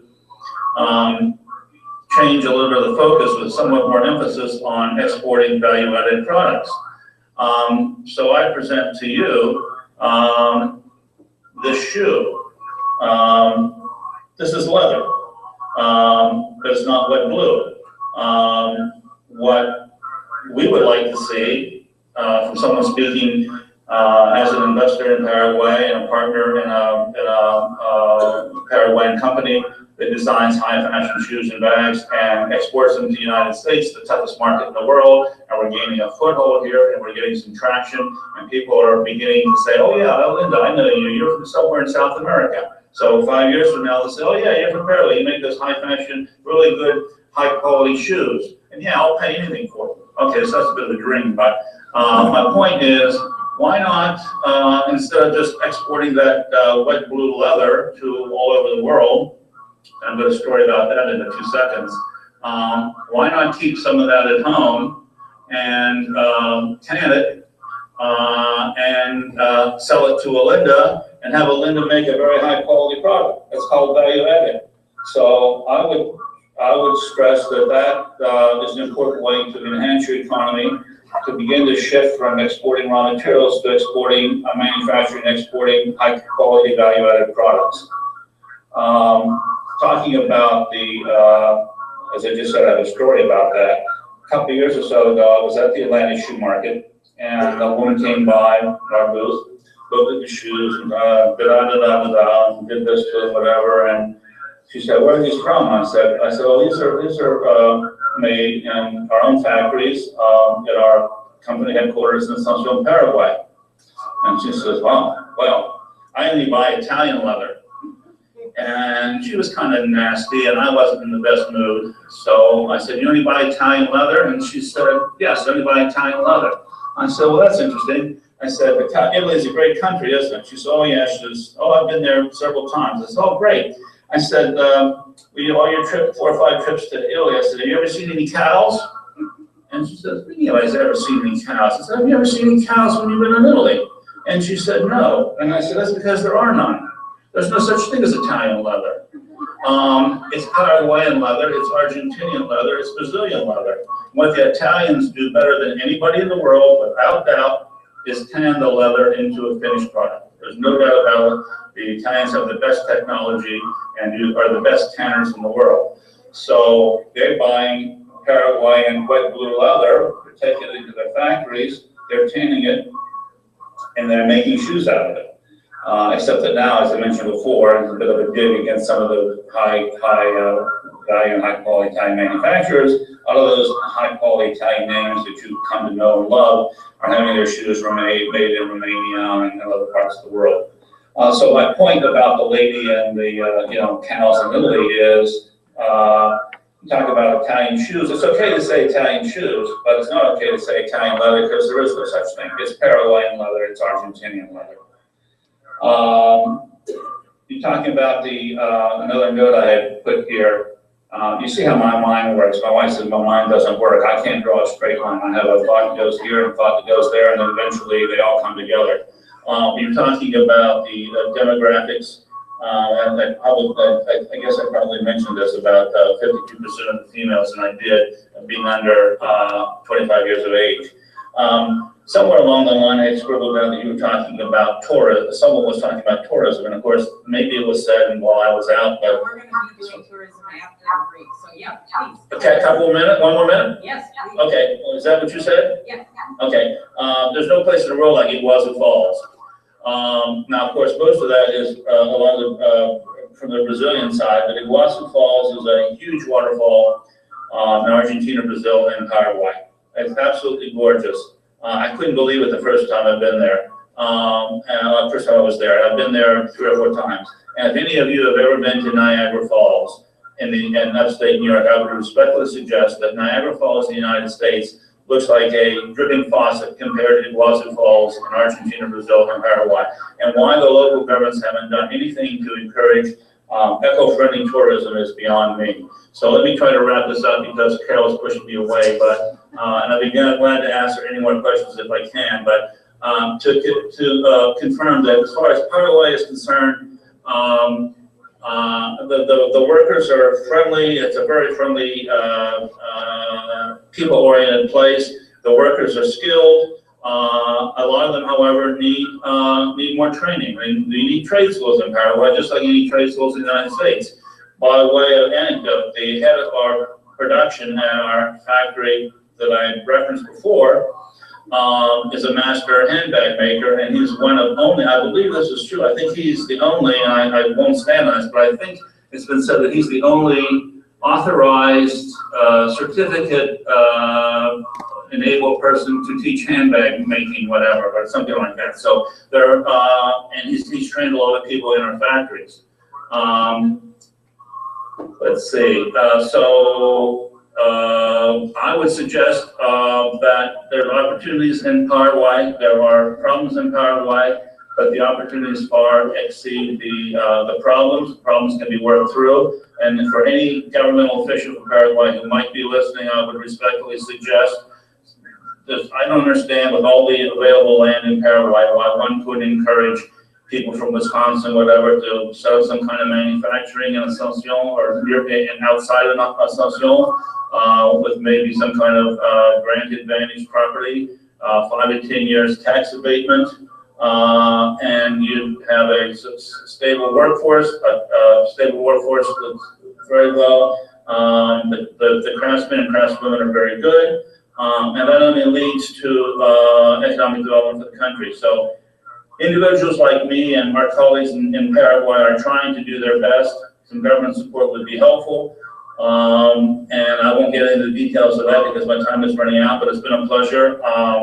And be glad to answer any questions you may have. And viva Paraguay. Thank you so much.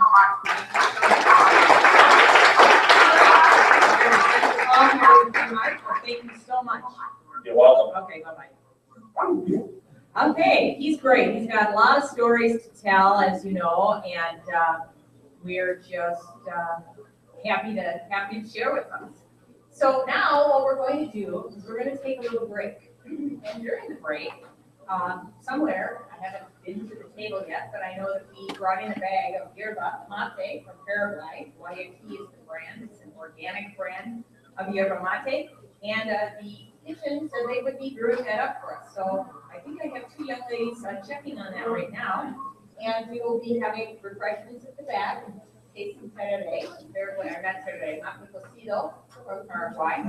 And also, I wanted to let you know that we do have a program here at Alverno for folks who are studying in any kind of economics, business, any of those types of fields at technical colleges. Once you get your associate's degree, we have a program open to both men and women that you can complete your bachelor's in business in 18 months, going 1 night a week, and really every other Tuesday night because we have online classes the other nights. And we do have a member of our admissions team here in the back that has some information about that. So we'd really like to have those of you who are from MATC for sure stop by and talk. Anyone else who'd like to know about Alverno? And then we do have the handbag that is in the back, and we are having the silent auction on that. That's a beautiful Linda handbag that you can get for yourself. So enjoy yourselves. Let's take a 15-minute break. We do have the ladies who have some of the tea on the trays, so you can come up if you'd like to taste that tea from Paraguay. It's on the trays that Carrie is holding there. So please, let's take about a 15-minute break. Thank you.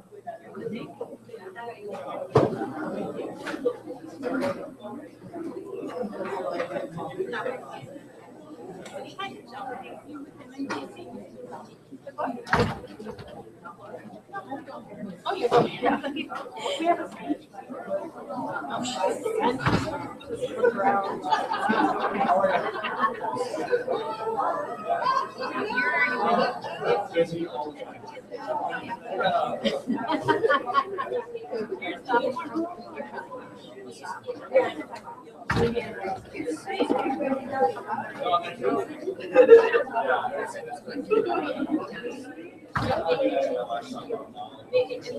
You're ready?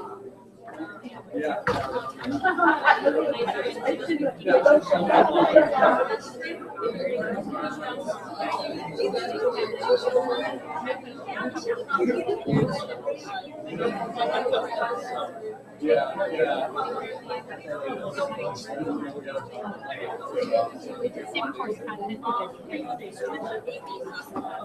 Oh, here. Of course.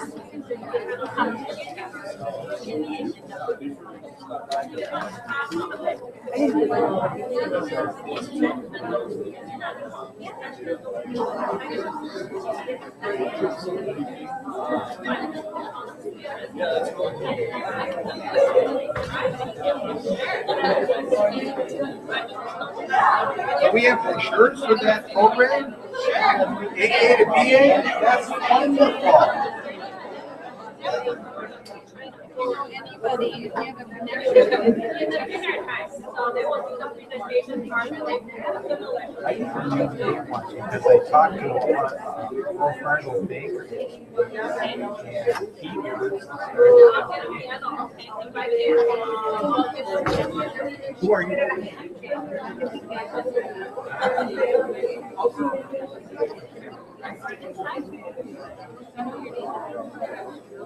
Yeah, I've been around here for about. No, good. I realized the finalization. The Wells Fargo branch across from me. That's their mortgage. But they had no break. I don't They know. should have never gotten the mortgage. I guess I'm not going to stop. Great bank. No, just And brings you a lot of equity. that's what we do. I mean, mortgage rates. Thank you very much.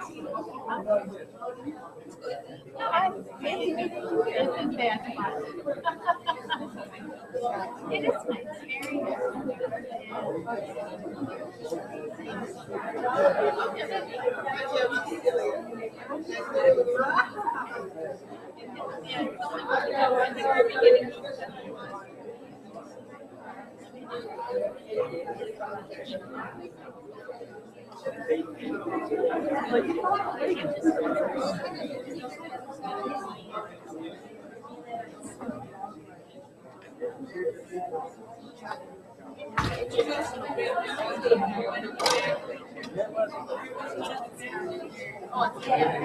yeah, it's new.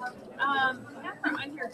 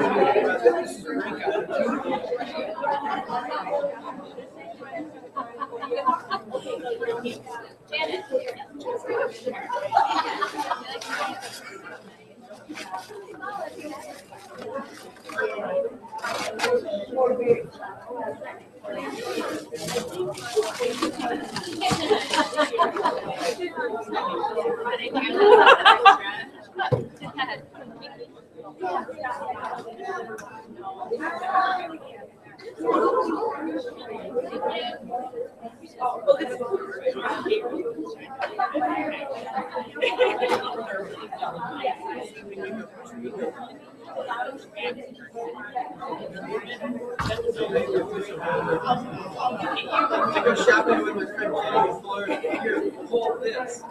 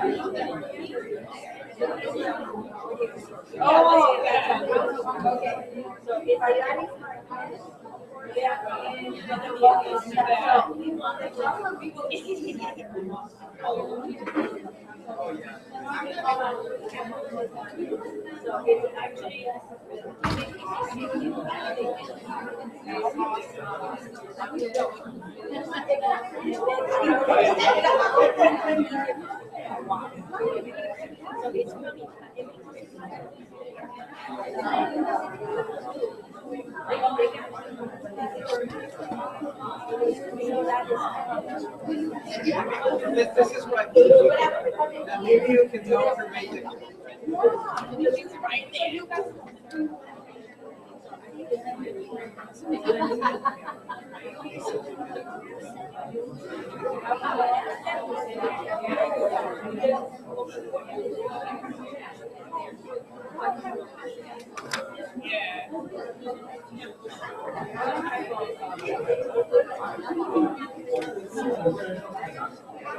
Well, everybody kind of protects the church.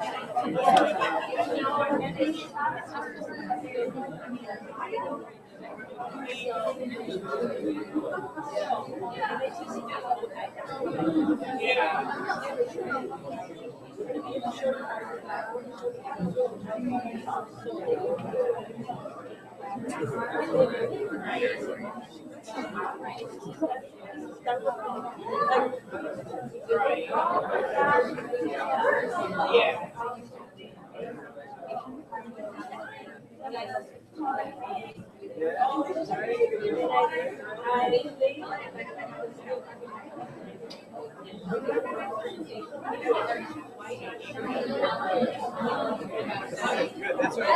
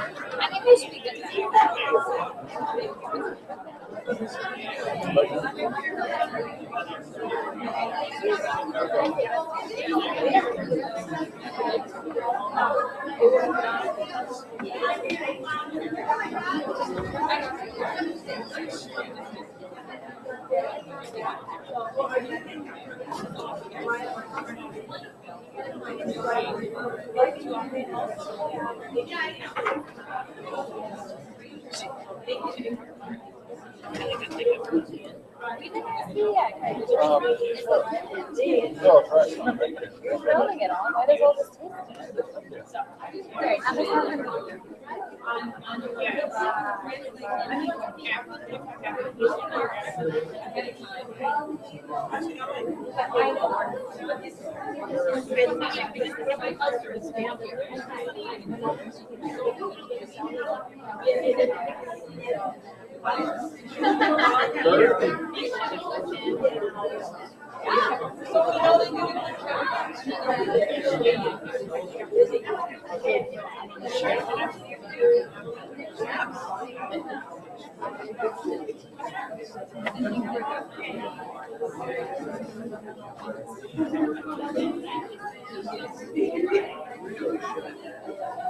It's the show, it's, there are two kids. I think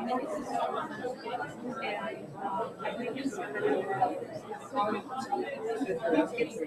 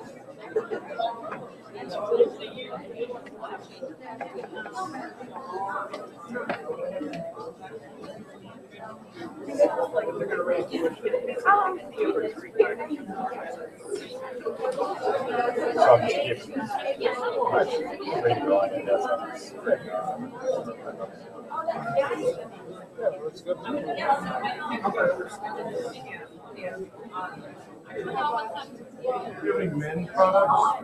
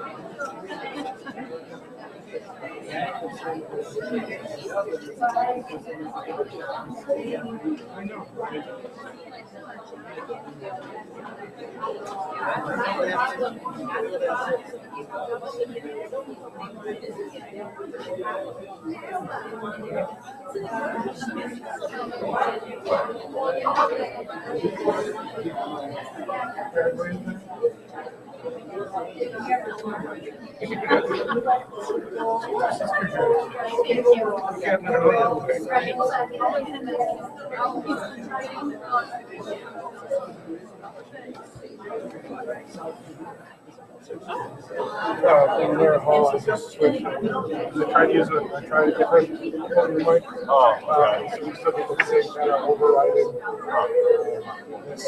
So I think it's the way. Well, there's a couple in the past for the mic to the board. There's a couple of gain steps. I think we're overriding one pretty early. I think they put some stuff. So I'm just going to use a wireless handheld. Okay, yeah, I think there was one that was Yeah, the one back that over there, drives- yeah, yeah, probably I just tested that got to one. grab a, there's no clipping, so I just got to bring a clipping over here. That starts at what, one? Fun. Okay.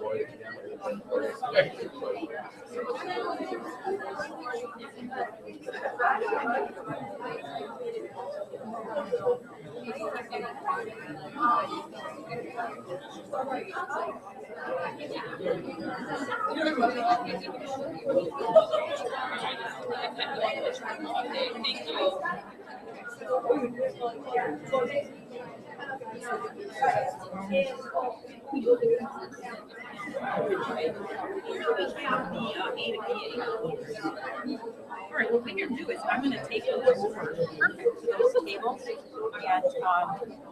yeah, thank you.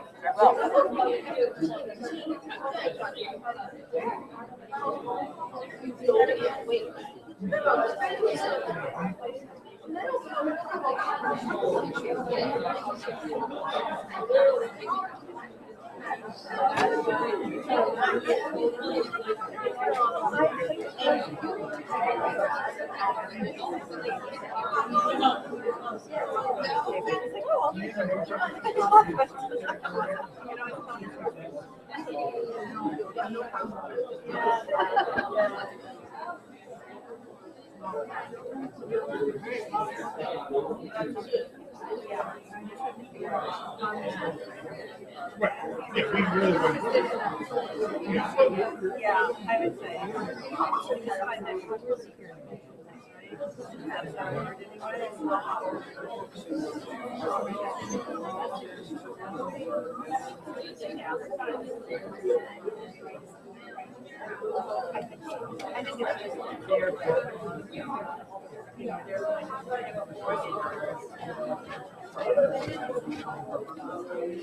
One thing I did, I decided to finalize the disc because it happened right at the break, and I didn't realize it was going to show up. I forgot the finalization screen showed up on that for about a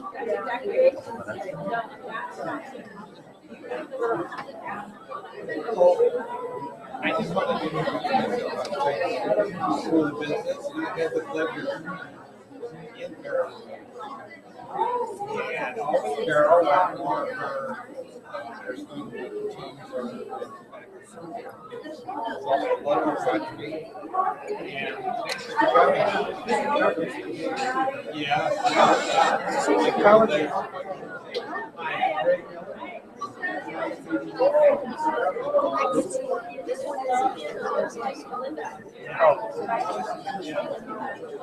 On December 10th, because parents are taking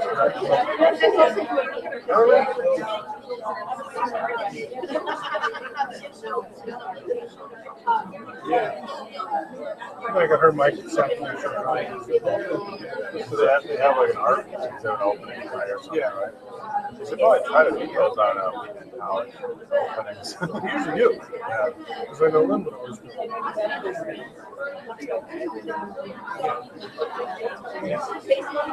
Well, I do. She picked the right night. I mean, the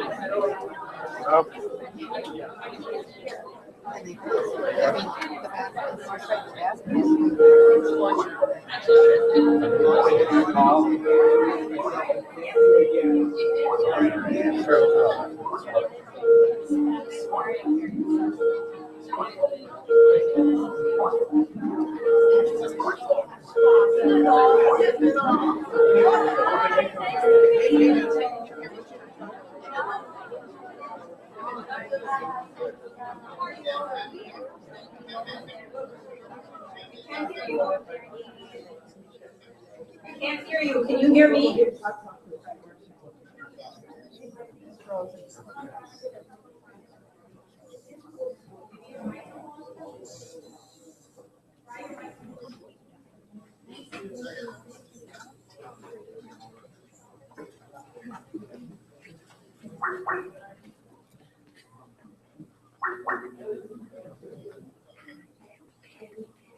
Carol? Okay. Handsome looking guy.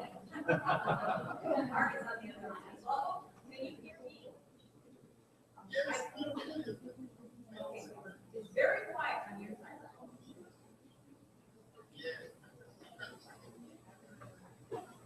Maybe even security.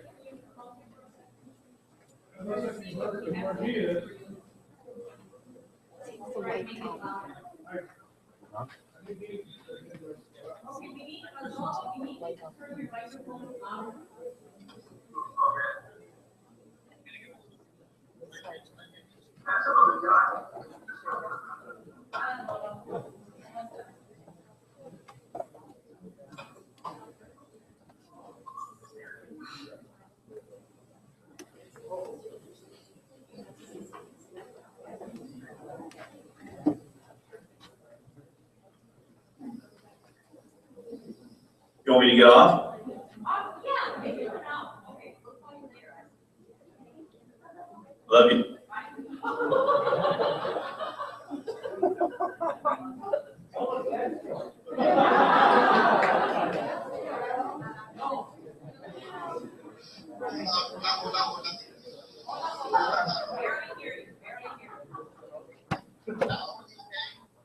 No.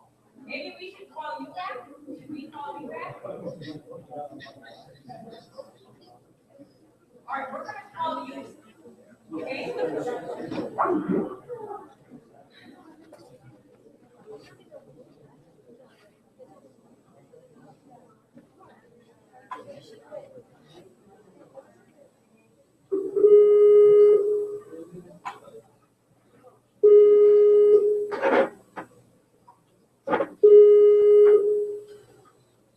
No.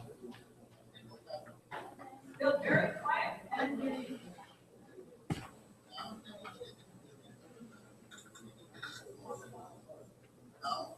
A little bit. Maybe louder. Is there any way you can make your microphone louder or speak right into it? You're at the maximum.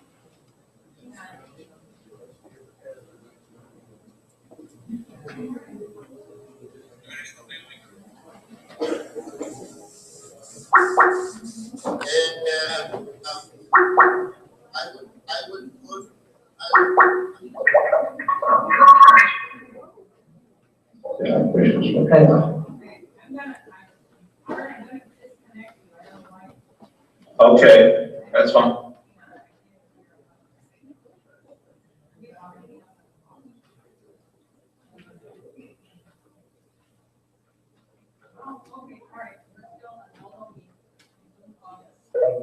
Okay, can you hear us now?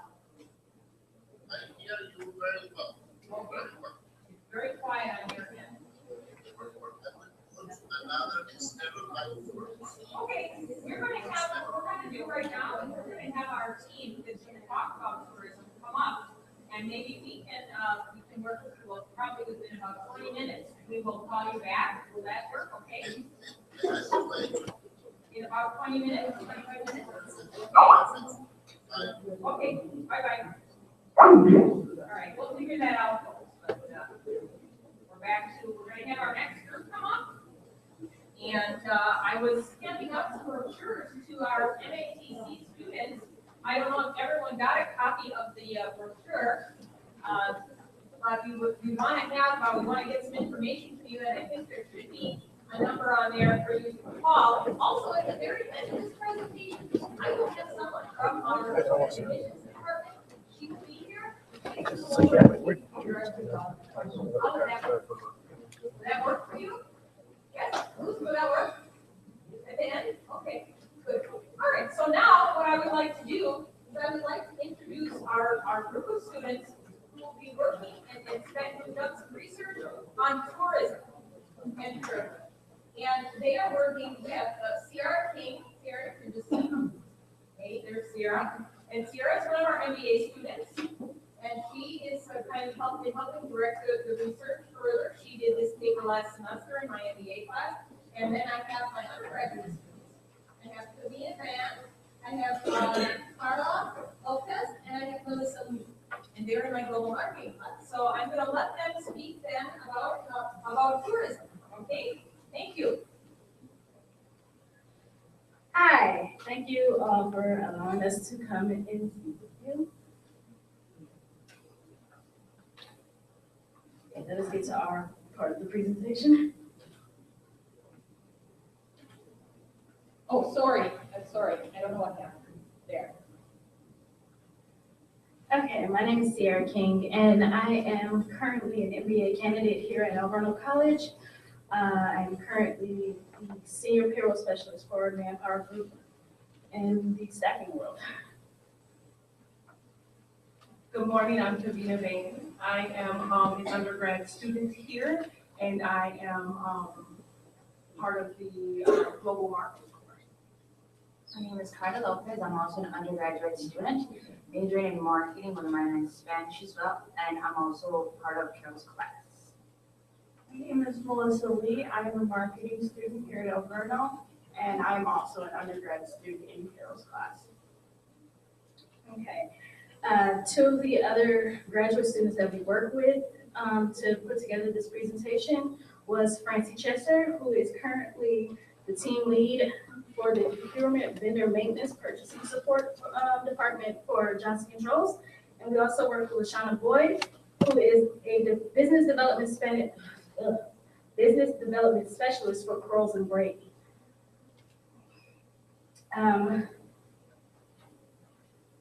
So today we wanted to discuss with you the opportunities that are available in Paraguay as far as developing tourism in the tourism market within the country. I'll begin with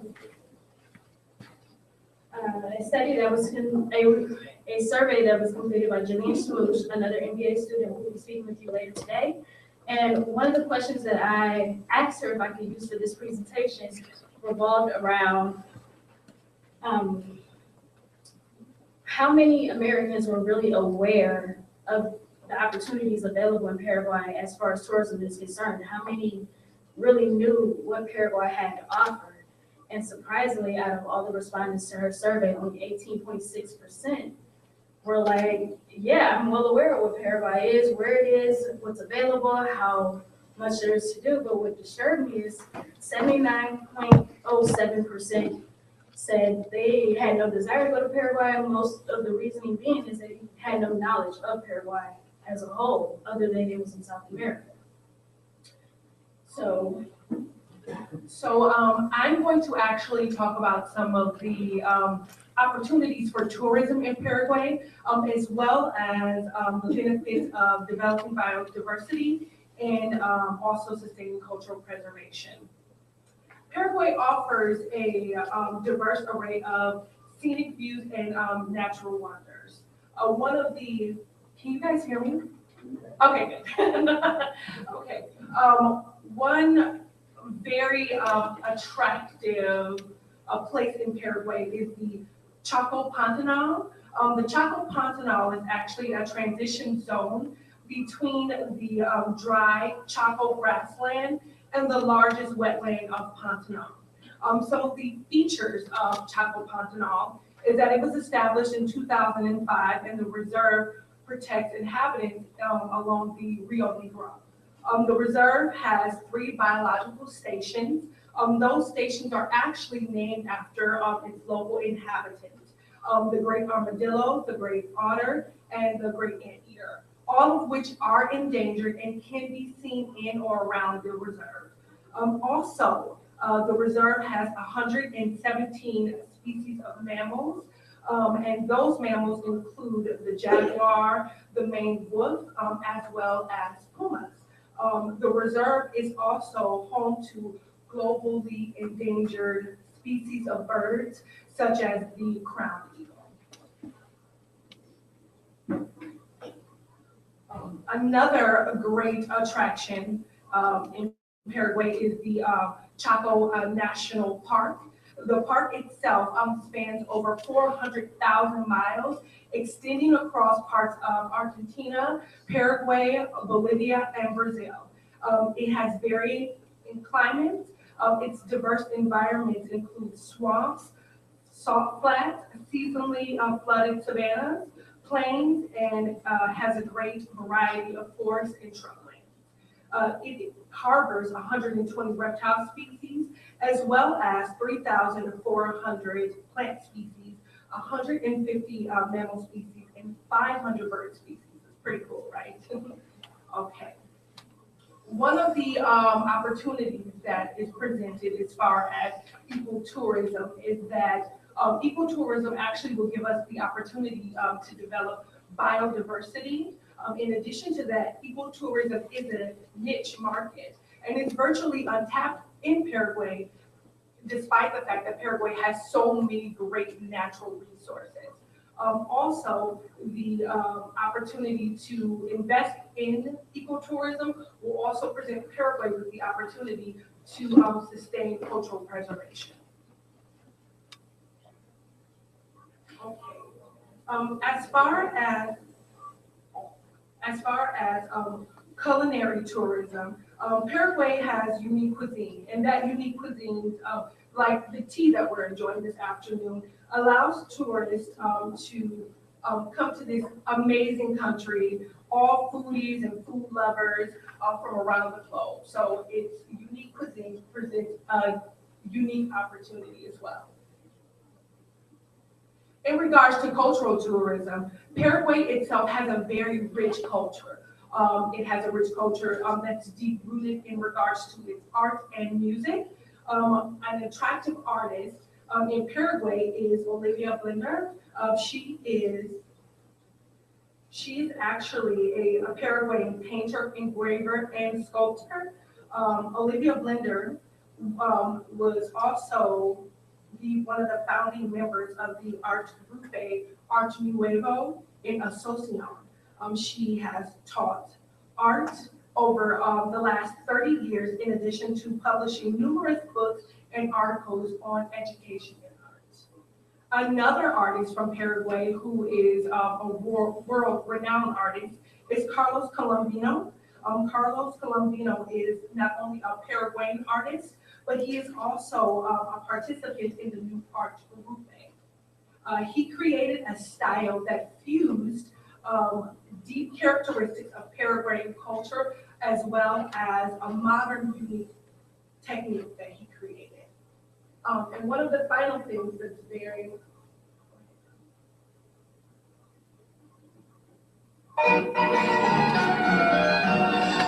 So what this is a sample of traditional Morandian music. It's a style of music that was created in Paraguay as a means of helping to express the character of the Paraguayan people.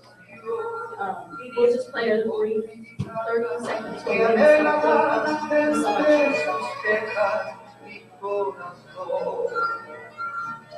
Ayer humilde fui a tu sendero, tu ramillete has de socar, porque a una virgen yo sí. Isn't that beautiful? Guarania is actually the largest musical phenomenon in Paraguay in the last 20th century. And what else does Paraguay offer? We talked a little bit about the Jesuit ruins, which is a major attraction in Paraguay. There is an opportunity for spiritual tourism. So in addition to the Jesuit ruins, there's an opportunity to explore for interested individuals the native religion of the land, as well as shamanistic practices.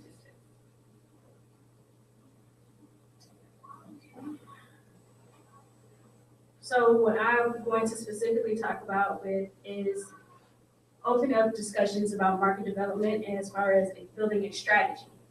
From my perspective, having a solid governmental investment in building tourism will also help to build the economy and the spirit of the people. It'll also help to encourage improving infrastructure as far as tourism is concerned, because let's face it, no one will be willing to go to a country where you have to do a lot of trekking through mud. You want to see structured roads, you want to be able to communicate effectively, especially when you're from America or more developed regions in Europe and Africa or anywhere else in the world. And we also want to discuss developing methods for dealing with issues with crime and corruption within the country so tourists feel safe and invited and welcome to connect. What I'm specifically going to start with is a discussion using a balanced scorecard that I created for Paraguay. I feel that this is a useful tool in identifying areas in which Paraguay can learn to build a strategy for a vision of what they want their country's brand to be. And the vision that I had in mind for specifically related to tourism was develop a solid tourist market to aid in the overall improvement of Paraguay as a nation. I'm not going to go through this entire scorecard because it is a really long discussion that can take almost 30 minutes to 40 minutes by itself. There's one thing that I did want to point out because it supports that vision that we came up with. And we've been talking with the president for Olinda Shoes USA, and one of those key features that I saw that as he spoke that really related to this scorecard was entrepreneurial leadership. And with that, it's looking at building a social structure, developing social justices, facilitating self-expression, creativity, and personal development. And how do we take that area and bring it in to the vision is by making the connection with reinforcing the national identity. Paraguayans are very proud people and they should be able to showcase that in their own land. It also helps to develop a green economy.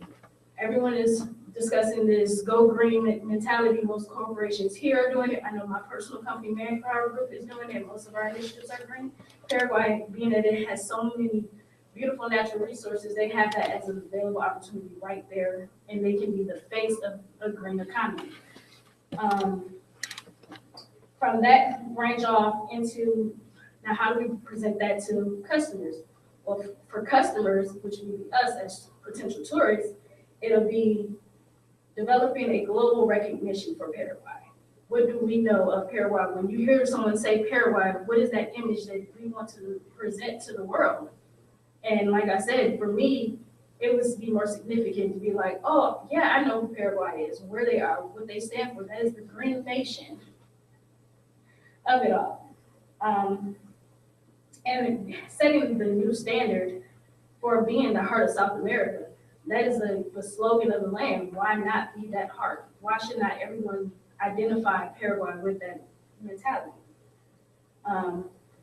As far as a financial perspective is concerned, by holding true to those standards, you're able to have solid economic growth, employment growth, improved quality of life, all of which all builds in and supports our vision of developing a solid tourism market to aid in the overall improvement of the nation.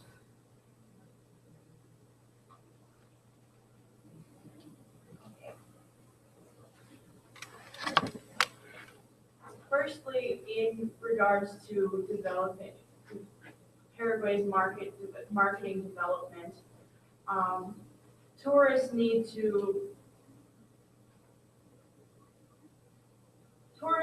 reasoning to visit Paraguay. Paraguay's current marketing efforts do not reflect the country's rich culture and the things that it has to offer to tourists, as we outlined in the beginning of our presentation. And as the survey that we referenced earlier said, many foreign tourists know little to nothing about Paraguay. So in order to increase Paraguay's marketing development, there are three key recommendations. The first and the biggest goal is to strengthen foreign ties with other countries, especially with the United States.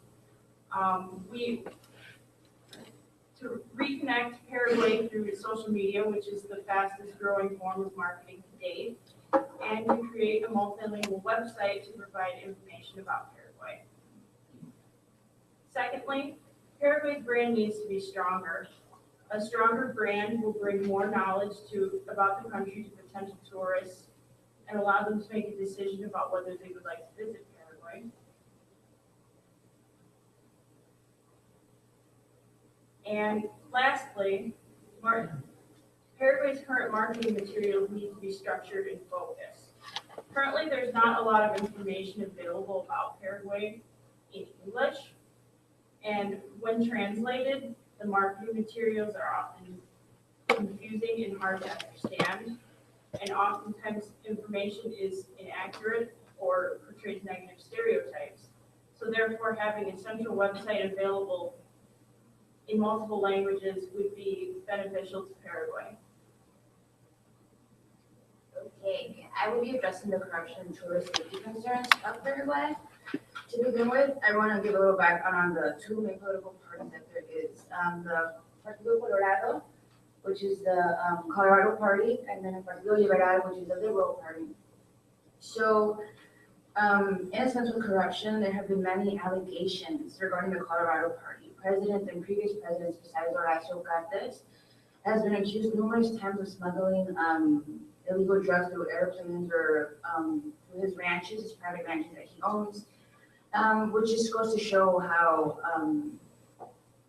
men in power can use their own power to contraband and smuggle all these different drugs.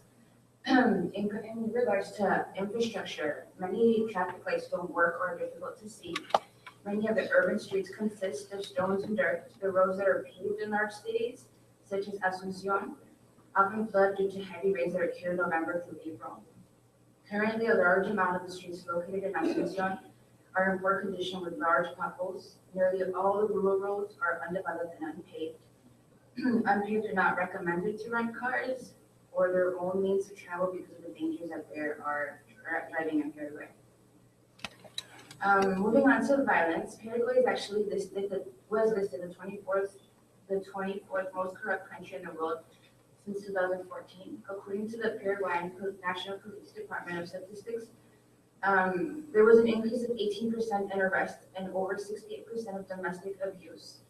It has also been reported that there has been a steady increase in firearm use of knives and firearm creates the sense of danger and potential harm to tourists, which is perceived as a huge concern. According to the PNP, there is an even larger level of crime, including theft of property and assaults in downtown Asunción, which is the Ejército del Pueblo Paraguayo, the Paraguayan People's Army, that is alarming the citizens of Paraguay. The EEP terrorizes southern Concepcion and northern San Pedro. In 2012, it was reported by the Paraguayan National Police that EPP was involved in 19 incidents. The EPP primarily targets the wealthy landowners for kidnapping and extortion. Moving on to the medical resources. While Paraguay has a lack of medical resources, the average life expectancy in Paraguay is rather high given its poverty rates. Emergency medical care in public hospitals available to tourists outside of Asunción is second rate, and these hospitals and clinics often do not have adequate resources or have a shortage of doctors and nurses, and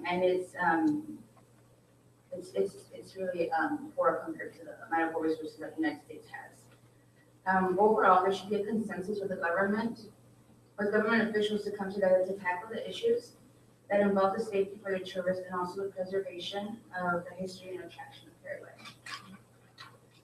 And in closing, we would like to thank you for your time, and we appreciate having the opportunity to work with Alverno alums and MBA candidates here. And in presenting the graduate work of herself, as well as Lashana Boyd, who is not with us today, and Francie Chester, both who are Alverno alums and current MBA candidates. Through their combined research efforts, we believe that by clearly defining the brand that is Paraguay and all the region has to offer, Paraguay has the potential to become the recognized hub for business and recreation in global perspective. We hope that we are able to convey to you some of the potential opportunities that exist with the development and expansion of the tourism market in Paraguay, the heart of South America. Thank you. Thank you. Anyone has anything that? Are there any questions? No? Okay. I'm just trying to connect everybody.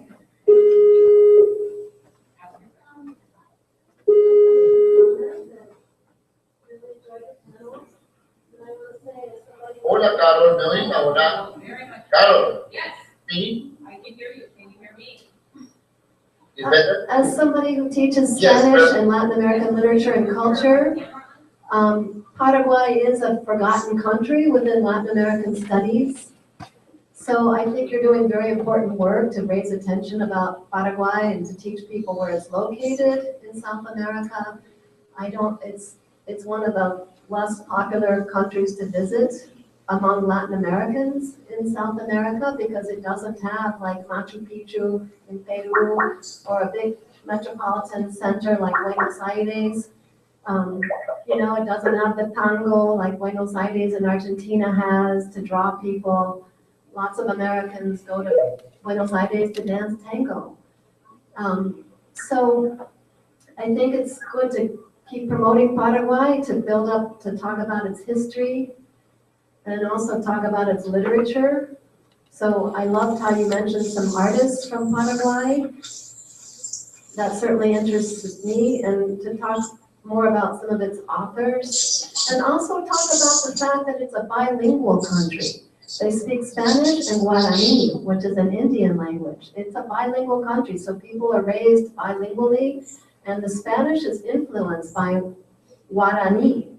So the Spanish has indigenous words mixed into it. So it's a very interesting kind of Spanish. So for students of Spanish, this would be a fascinating place to go and study the language. And I do appreciate, Carla, your comments about the violence and corruption. No country's perfect. So it's good to present both sides. Don't present this kind of, this perception that Paraguay is perfect. We do need to be aware of crime, but that's not a reason not to go there. So I think you did a wonderful job, and thank you so much. I really enjoyed your presentation. Thank you. Thank you.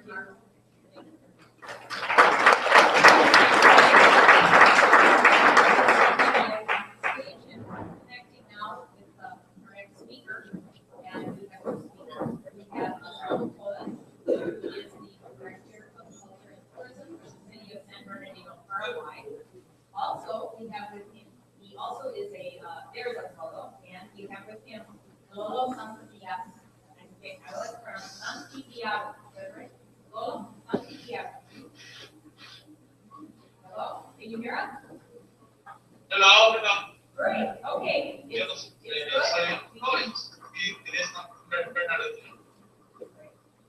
Okay, and Lolo's company? Well, I'll let you speak, go ahead.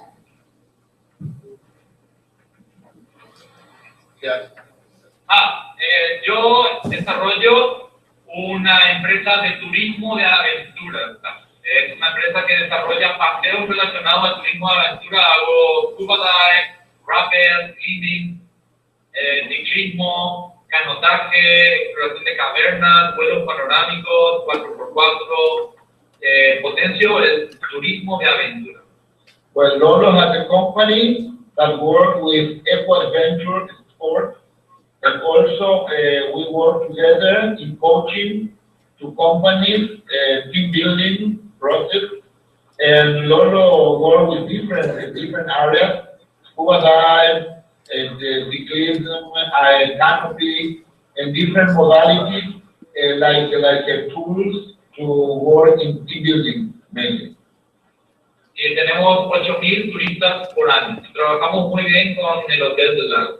We receive more than 8,000 tourism during the year, and we work very well with the Hotel del Lago.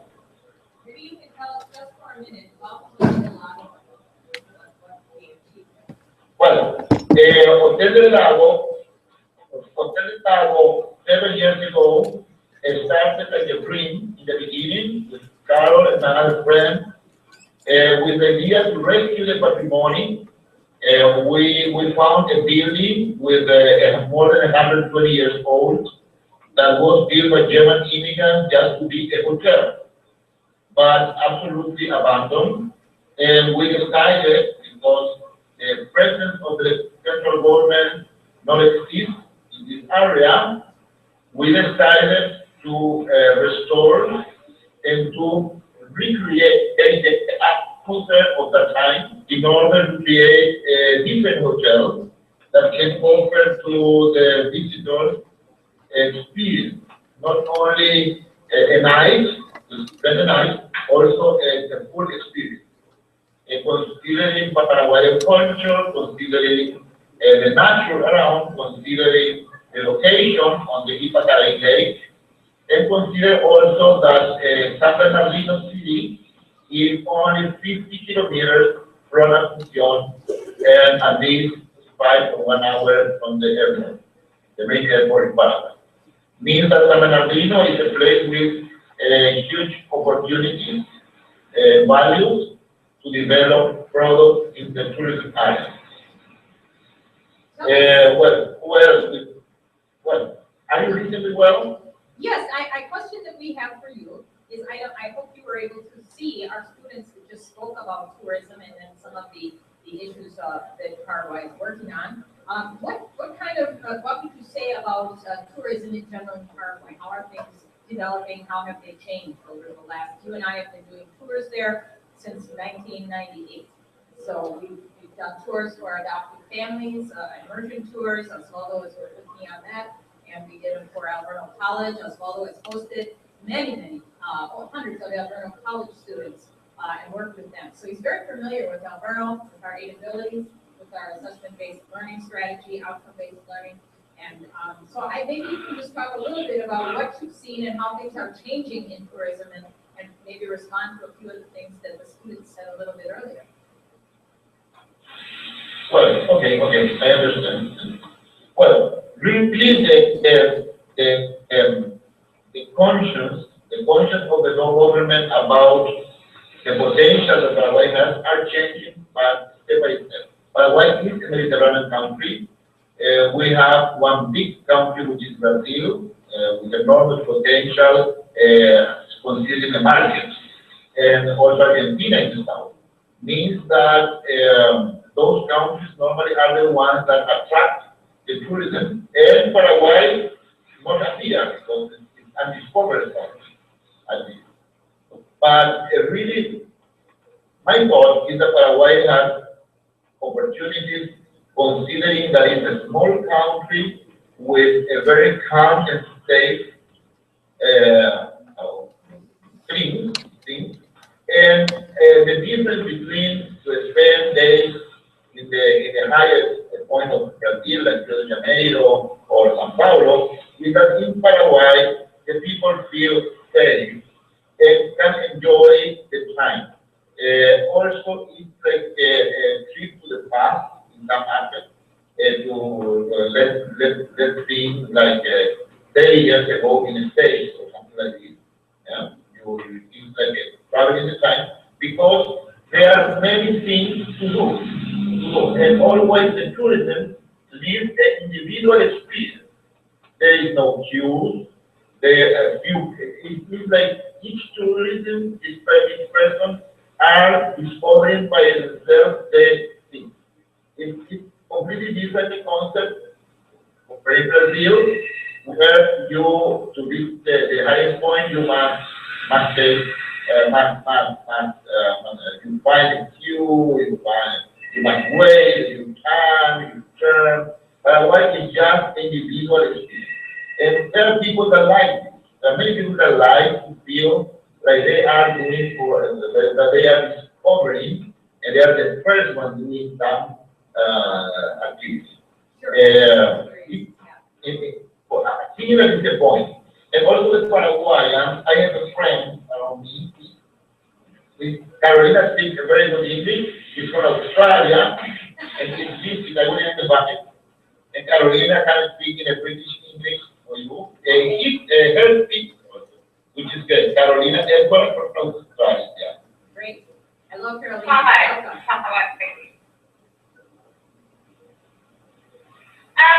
For me, I'm very new to Paraguay. I've only been here a couple of months. One of the things that I really appreciate is the point Osvaldo's making. It's not saturated tourism. It's still very new.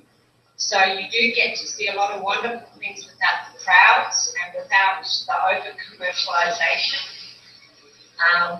If I compare with like going to Thailand or something, you really do feel like a tourist who's not from a real experience because it's so heavily commercialized.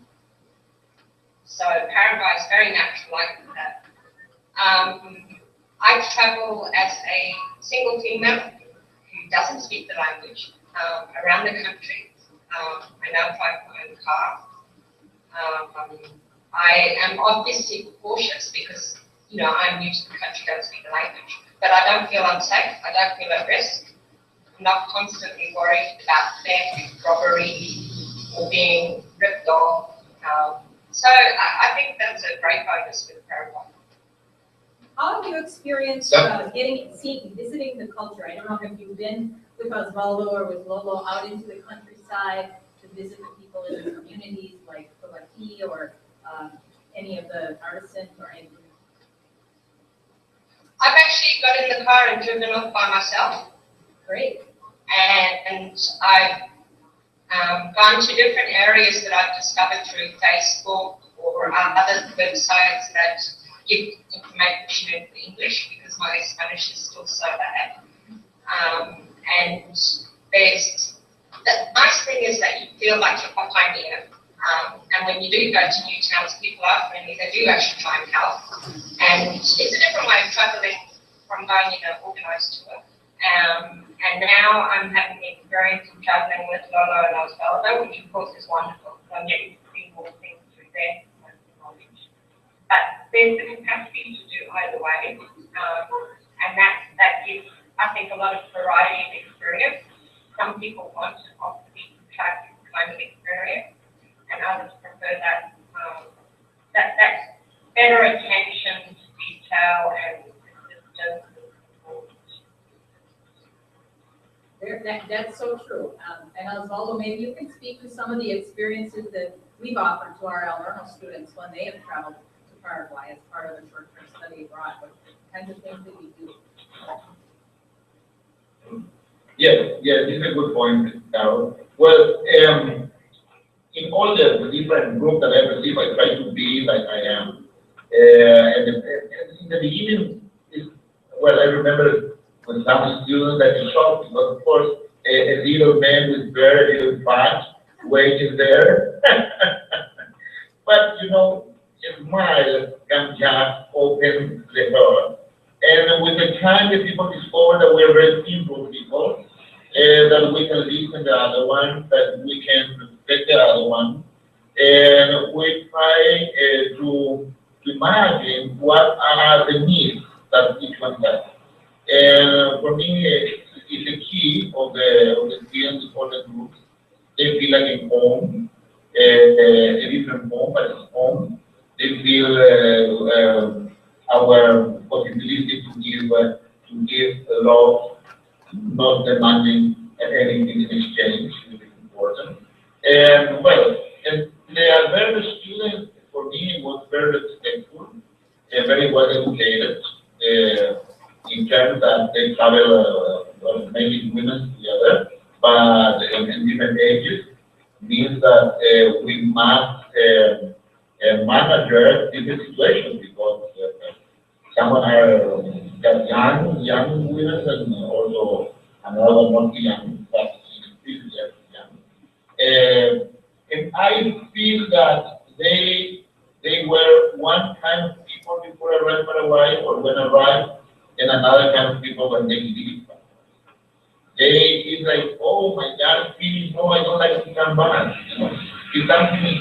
Also, I remember that we cut the real experience, Rio de Janeiro experience, because the people prefer more days in Paraguay than in Rio. And it was very, very curious because Rio is a gorgeous city, of what we consider naturally a gorgeous city. And it's another experience, another language, another people. A long trip to South America, the opportunity to go visit Rio. But the ones that visit Paraguay prefer more days in Paraguay.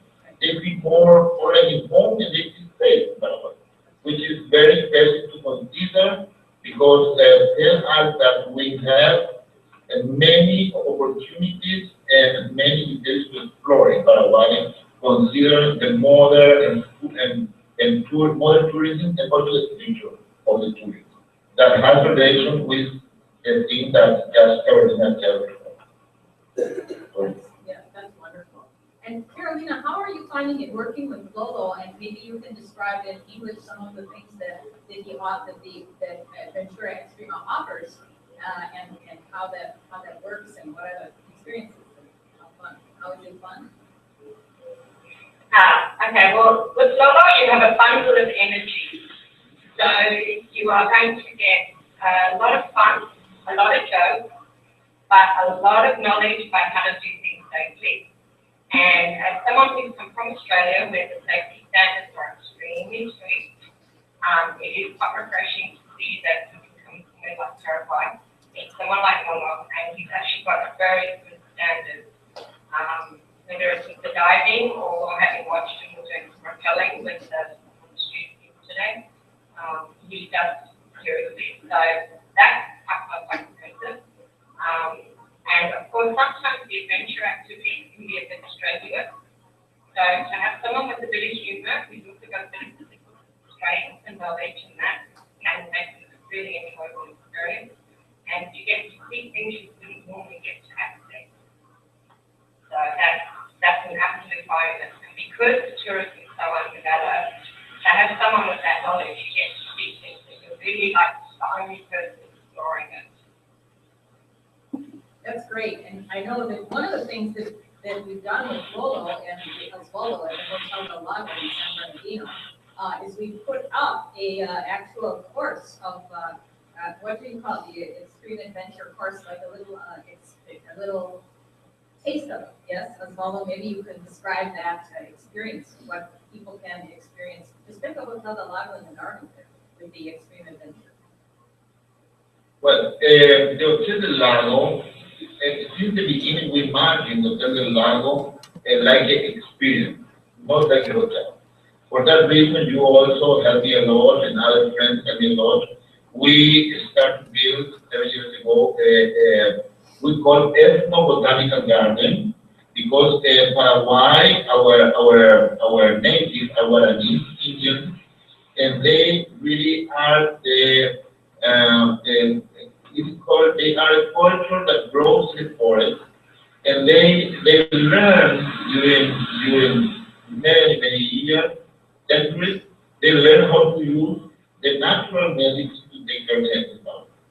And these knowledge they pass to the Paraguayans, and we use in our daily life. I know that you also drink tereré, yerba mate. We had some cocido today, this morning here. We had some guayaki, yerba, tea. So yes, we had some.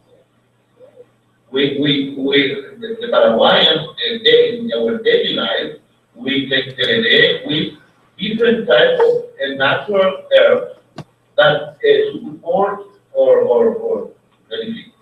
try the different pain or illness that we can have. And we know exactly what are the ones that works better for each body. And in our department in the hotel, we have more than 250 different herbs that with fire that you can recognize. You can read this word for this and for that. And we maintain that garden like a little forest, like a wild. And in the superior part, we have a canopy, and we have 9 bridges, hunting bridges, 9, and then a tiroless or canopy with 100 meters. A very interesting experience to, let me see, values the forest from the height, which is different when you go to the floor. And this is one point of Hotel del Lago. That's the reason I got experience, because also we develop, talking about astronomy, we develop, we have every Sunday one that we call Sabores del Mundo, which means flavors of the world, and we incorporate their recipes from all over the world with the name, teaching the people about how to enrich their own culture with other flavors. It's like a trip through the world and through the flavors. And so all those give a different experience, but I connect with us, Carolina, both At the same time, I think there is opportunity also to be together with your own soul, because the tranquility there, peace, I don't know if I'm telling you. Yeah. The machine will be at the level. Okay, maybe you can give the perspective of guests.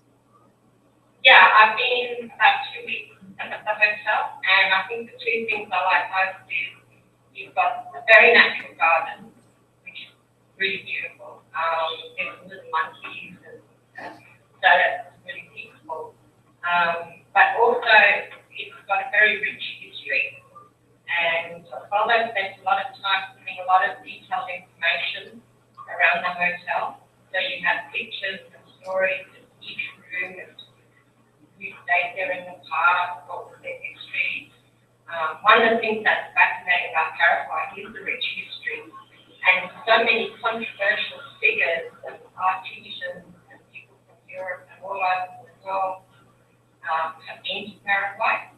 It's something I never knew before I arrived. And one of the things you can enjoy at the hotel is there's so many verandas. You have to live in a different veranda with a different view, read a little bit of history, and do absolutely nothing.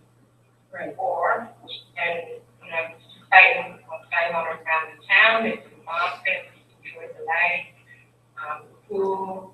So it's got that variety. It's just a really nice old feel. And the old character, and a lot of interesting artifacts too. So it doesn't have that commercial feeling of staying at a Holiday Inn, which is convenient for its own venue, but it does add to your experience in Paraguay, having that kind of rich history and everything. That's so well presented in English too. That's great, yes, of course. In the hotel, there's everything in English and Spanish, yes? Right. It could be very dangerous, my English, but in my English, and with your correction, of course. It works, it always works. And Osvaldo is also a chef. And so he's come up with this, where's the World Flavors Buffet for Sunday. He's come up with many different dishes that feature the Paraguayan elements of food. We talked about some of those in the last presentation. And so, Osvaldo, maybe you could just speak a few minutes too. We've done some cooking classes at the hotel, and now it's Semana Santa, so making of the chipa. It's a special kind of bread that is made just before Easter, and it's flavored with like goat cheese and fennel seed. I'm trying to remember all of the pieces. Going with manioc flour, and we've learned to make it many, many times when we're there. It's part of what we do as we're there. We get involved in making the food. So quickly tell us about the food. Well, also for the ones that like to eat something delicious, I will give you now the recipe for this day that I made. Yeah? Paraguay is a country that developed their gastronomy on the base of the corn. Yeah? Corn, because what is Indian know very well, it's a culture of the corn. Instead of manioc or instead of wheat or as much. I will give, for the ones that are listening, the recipe of the chipawa. Chipawa soup is an Indian boy. It's like a big souffle, and more or less explanation. Corn souffle, a big corn souffle. Well, I know that in Wisconsin you can find maybe fresh, in the market, fresh corn. Yeah? Or you can use enhanced. Okay. You can, for 1 kilogram of fresh corn, you can add 100 grams of fresh cheese. But first the corn, let's flavor. You half part of the corn, you liquid first, blend it, and the other part you leave just the shape, okay? And add the salt according to and then if you want to use fresh cheese, well then this corn you put in a fire, so you put it in the oven, and you add the cheese. You prepare the onions, and more, right? And would be added to onions, some garlic, and a little bunch of what we use here, normally is father, and mix together and just put it in the stove. The result of the putting the water in 200 degrees centigrade per like maybe 15, 20 minutes, and the result is a souffle, salty breakfast, which is a cheap hour. Right, chipa guasu is a very traditional Paraguayan dish. It's very like a torta souffle. Okay, yes, we found a recipe here. Our dean of our School of Business, Eileen Sherman, has found a recipe. She is also a chef, so we'll come down and visit you sometime. I might just add that you're very, very proud of the dish. So I have many times had someone's mother make me some to prove that this is the best in Paraguay. Yes. Everyone is the holder of a special recipe that is the best in the world. Each one added something. But it's a nice way to share friendship. Exactly, it is. Well, our time is about up for now, but we want to thank you for sharing your time with us this morning, and we'll thank Lolo for us, please, and thank you for coming. Maybe you can say goodbye to us, yes. Okay, Lolo, we are saying ciao, adios, and hasta luego. We hope to come to Paraguay and participate in your experiences and visit Don Candelaro. Okay, Yes. un abrazo. Okay, ciao, ciao.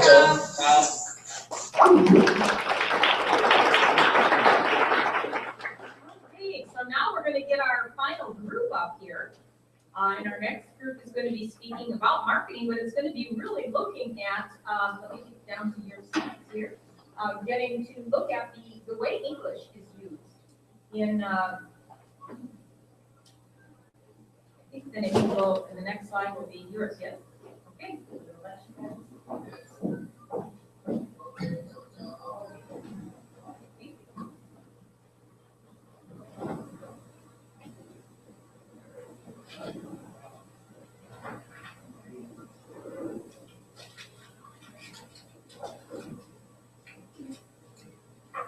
Good morning. My name is Jillian Schmoose. I am an MBA student here at Alverno. We'll just go down the line here and introduce ourselves. I'm Amanda Wist. I am an undergrad with a professional communication major and a business minor, and I'm graduating in May. My name is Deshauna Brown. I'm an undergraduate student majoring in marketing management with smart mathematics, and I'm graduating in 3 semesters. I'm Lila Peseta, and I'm a marketing student, and I'm an undergrad. And I'm Nicole Cruz, also an undergrad majoring in business management. All right, and we've heard all morning about how Paraguay is ripe for business development and tourism opportunities.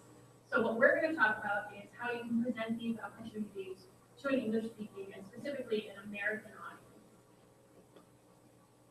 We feel that in order for Paraguay to connect with the American audience, there needs to be a special focus on correct grammar and proper English and an understanding of the culture in America.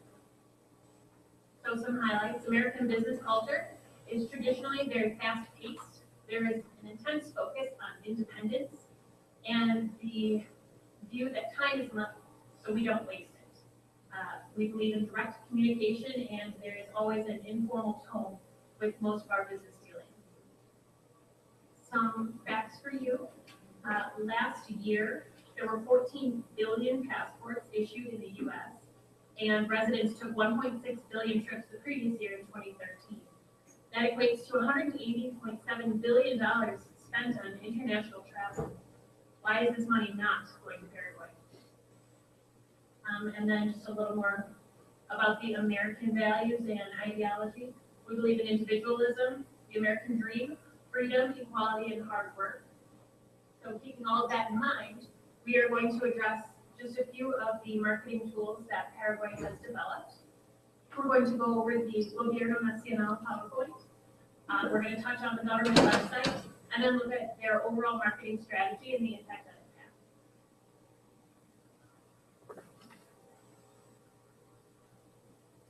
So in regards to the PowerPoint and continue with kind of the idea of the American dream, the values and kind of things, how we need to be addressed to keep our attention and spark that inspiration to listen. With the PowerPoint slides ultimately are meant to support the point, not necessarily make it. So ultimately, when you're doing a PowerPoint presentation, you're constantly on your website, you're trying to, garner some interest on, you want it to be very simplified from an American standpoint to really grab our attention. Additionally, graphics are a great way to evoke emotion, as well as to support the presentation. You don't want to overload the presentation with graphics. They can be a little flooded that way. And ultimately, simplicity is always going to be key. When creating the PowerPoint presentation, ultimately, especially for an American audience, you're going to want to ask, what is the purpose of the PowerPoint? Ultimately, what is the message? What are the main points or the subpoints? What are you really trying to get across? As well as what can be spoken to, and also what needs to be on the slides. So again, we don't want the PowerPoint presentation to make the point, we want to support the point. So what's the key information that we need on the slides, and also what can we speak to? Moving on to an example of the PowerPoint on the website. These are some really, really strong phrases here. But ultimately, when in viewing this slide, we asked, is this a mission statement? Is this a vision statement? Ultimately, what is the message that is meant to be conveyed in these very strong phrases here? They really support some dynamics about the country, but where's the fluidity as well? And where does this all kind of come together? And ultimately, what does the audience need to know from this specific message? We took the opportunity to kind of rephrase this and kind of recreate this slide, kind of simplifying the message. We made it a little bit more simple, yet impactful changes to the wording as well as the spacing, which ultimately we feel with this specific message is going to help enhance readability for the audience, as well as it provides a clearer message identifying exactly what Paraguay is trying to accomplish in this specific slide, as well as it's a little bit more of a warm, a little more welcoming kind of introduction to who Paraguay is. The second slide we addressed is we heard earlier that the labor force in Paraguay is young, it's ready to work. They really want to get their hands in things. But with this PowerPoint slide specifically, there's a lot of great information on there, but it's a little flooded with some pictures and some verbiage that might not necessarily connect to us when we read it. In viewing this specific slide, we asked ourselves, who is this information intended to reach? Exactly what is this slide intended for? What is the intent of this overall message or the messages that are in this slide? As well as, is all this information imperative to the slide? If yes, why? And if not, why not? Again, asking yourself this question when creating specific slides. So we went in and kind of reconfigured this as well. Again, that focus is on the young labor force because it's such an imperative part about marketing and business and doing business in Paraguay. So we went in, reconfigured this, and this is just going to help create a little bit more ease of flow for the reader. The information just is a little bit more fluid. Second, the focus is on the young, low-cost labor force, which is kind of the main point. And ultimately, the social contribution and the cost between Paraguay and Brazil are things that can be spoken about that don't necessarily need to be on this slide. And last, when dealing with PowerPoint issues as well as recommendations, overall, the PowerPoint itself on the website is very strong and very rich in information, but there are a few things that are lacking, especially like a strong introduction that's going to grab the reader's or the audience's attention, as well as transitions. So doing an introduction will help prepare the audience for what is to come and help engage them for the information that we provided to them. In addition, transitions are going to help flow with the flow of information as well as keeping the audience engaged. Next, it's very heavy in facts, but very low in persuasion. Ultimately, again, with a presentation, you do want to persuade your audience to, in this instance, do business with Paraguay. So we want the slides support the story, again, not tell it. It's ultimately excessive in length, too, with the American audience. Our attention can definitely waver, especially in a lengthy presentation. So ultimately, because there's a wealth of information in these slides, ultimately we might want to reduce the presentation length and increase the audience attention by creating separate PowerPoints as well, because it also lacks cohesion, which ties into the next point in our recommendation for a stronger PowerPoint. So create separate PowerPoints with the array of topics that are in this specific presentation. And last but not least, the slides are slightly crowded for a lot of them, So we definitely recommend that although pictures are a great tool to help support, we want to make sure that they support the point and not distract from the actual wealth of information. And then again, last but not least, use pictures for impact and for support. Again, that's tell the story. Next, we'll move on, and we're going to talk about the website. All right. Well, first I'd like to start off with what makes a good website. Pretty much what makes a good website is like organization, because it makes it easier for viewers to be able to go on the website and find information that they're looking for, whether it can be business related or tourist related.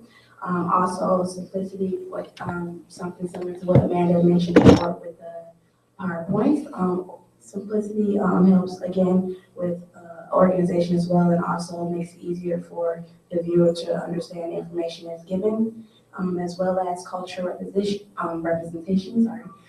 With this, this can be used such as simple as a video of the culture and interaction with the people, as well as the natural background, say it's trees, palm trees, or things like that.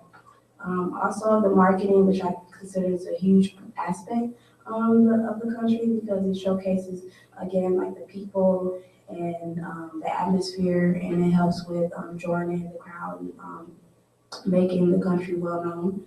And last but not least, the connection like social media websites. This also is a way aspect to market the country as well. And basically what I'm going to be doing is comparing and contrasting Paraguay's. I'm going to be comparing and contrasting two of Paraguay's top competitors, which is Chile and Brazil, and to see how their marketing skills are similar and different in the website, to see how it affects tourism and business in Paraguay. The first slide is pretty much the actual, you can see Paraguay's actual website. As you can see, Paraguay is very busy. It has too much information, meaning too many ads, too many wording, so it makes it hard for people to not see the information as well. And also, example like cultural representation as well. You can pretty much see it a little bit in the background, but at the same time, it's a little too busy. It's far back. It's just a picture of it. You don't see actual pictures of people interacting and people showcasing any type of action of what the country consists of, and natural background as well. And again, it is too busy with the background as well. Next is the comparison with Chile website, and with this website, well, that we consider something very good, that they're really good at is personal. They're really good at showing personal pictures of people interacting, people are actually laughing, clapping hands, and also shows a good representation of the cultural aspect with the picture of the capital at the top of the website as well. But what's most important is the fact that they are good at marketing their country with the organizations that they're affiliated with, which is something cool as well. And the next slide shows how actual translation of that Chile actually represents. This is one good thing that Chile does provide that's different that Paraguay should really consider, is the fact that they actually have the option to convert the whole website into English version. So that's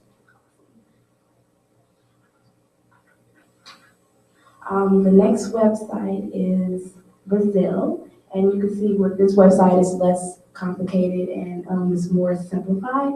With this website, it also shows less pictures because it shows that less pictures makes it easier on the eyes, and also the people, it shows rotation of the people. You see the beaches, the trees as well, and it's connected to actual social media outlets such as Instagram, Facebook, and other outlets such as that. And also, the last website is the actual USA website, and I consider this website very crucial because it shows, considering the fact that the US is very good at international business and marketing and tourism as well. So with this website, it's very less complicated, and the fact that it's very organized and clean, consider the fact that they use less wording and use icons to replace a whole bunch of pictures, and it's very easy to read. The fact that it's be able to translate to Spanish, which is the second most used common language in America as well. And next, we're going to talk about the marketing aspect.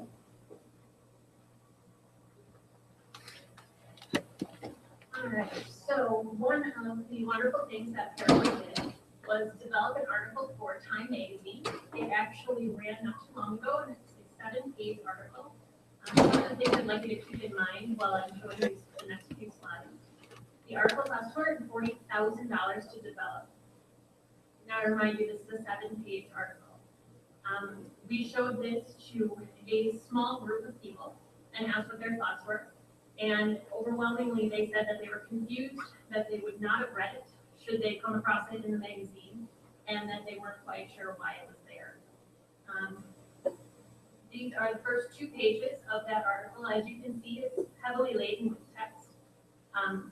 Keeping in mind the points that we discussed earlier, an American audience doesn't have the time to go through an article like this. We won't waste that time. Remember, to us, time is money. Why would we spend it on this? The next 2 slides are going to be some representations of other articles that have appeared in the same magazine, same context. So this one is discussing the Wounded Warrior Project. As you can see, the first 2 pages, they're attention grabbing. They have good headlines, subtitles, and lots of pictures. And then finally, we have Japan's growth article. Again, heavily laden with pictures. There are timelines to support what they're talking about within the article. So even if you don't have the time to read the article, you can glance at the pictures and the graphics that they have put in it to understand what they're talking about and why they want you to know. It's our belief that Paraguay should be representing itself exactly the way that they see it. Paraguay is a beautiful country. It is very welcoming. There's a determined people there, and everybody there feels like it's home. So broadcast that to your audience here and draw us in and make us want to be there as well. So next, we're going to discuss a survey that we also did as a group. And Nicole will discuss a little more about that and what we discussed we took to that. Okay, so we created and launched a survey. We felt it would be imperative to have like current information for people that we interact with every day. Through the survey, we surveyed 43 people, and they were asked questions regarding tourism about 5 different countries as an option to kind of choose from. The 5 countries were Brazil, Paraguay, Argentina, Uruguay, and Colombia. Through this, so we ended up getting results for this, and we found that people chose to visit Brazil way more than they chose to visit Paraguay, which was very interesting to us. So another part of the survey, we've asked, why would you choose Brazil over Paraguay? So a lot of the reasons that were given were that Brazil was beautiful, just that they knew more about Brazil rather than Paraguay, that Brazil had a lot of history, that it was visitor friendly, and also that there were like huge events held there, like for example, the World Cup.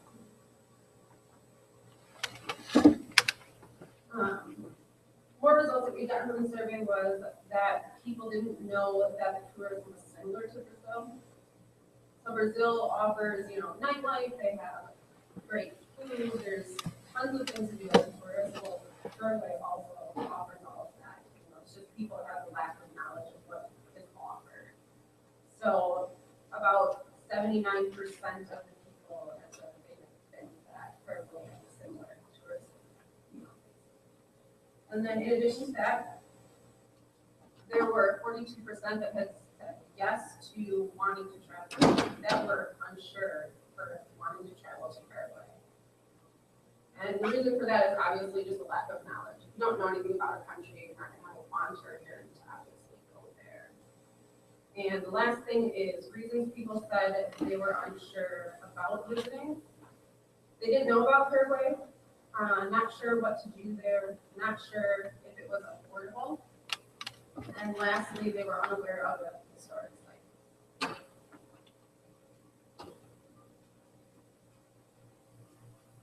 so now the video. Through our research, we found an inviting video that marketed Paraguay and would potentially increase tourism. This video was done by the Paraguayan government. And what was interesting about the video was it was very well organized. The transitions were done beautifully. And also the background music was not distracting. We have watched other videos about Paraguay that was very similar to the same concept, but the videos were very long and it was kind of confusing to follow along. But this video did an excellent job. Also, it reveals the beauty of the Paraguay in many different ways. You know, if you love nature, they have many beautiful sceneries of nature. Also the city life, like the dancing and interacting, that's also very important, and the great food.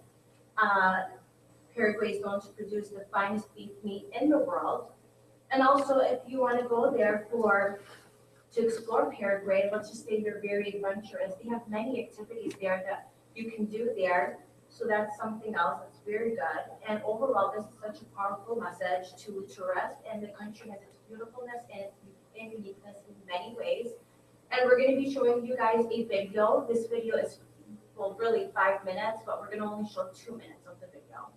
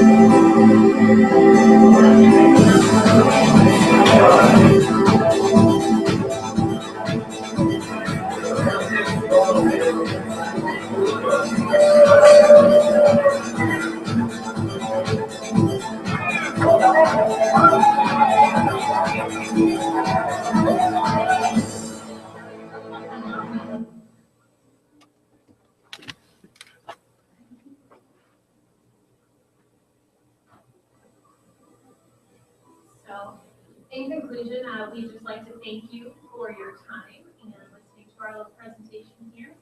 And that last video we showed we feel is a positive step in Paraguay's marketing development, and we hope to see it continue far into the future.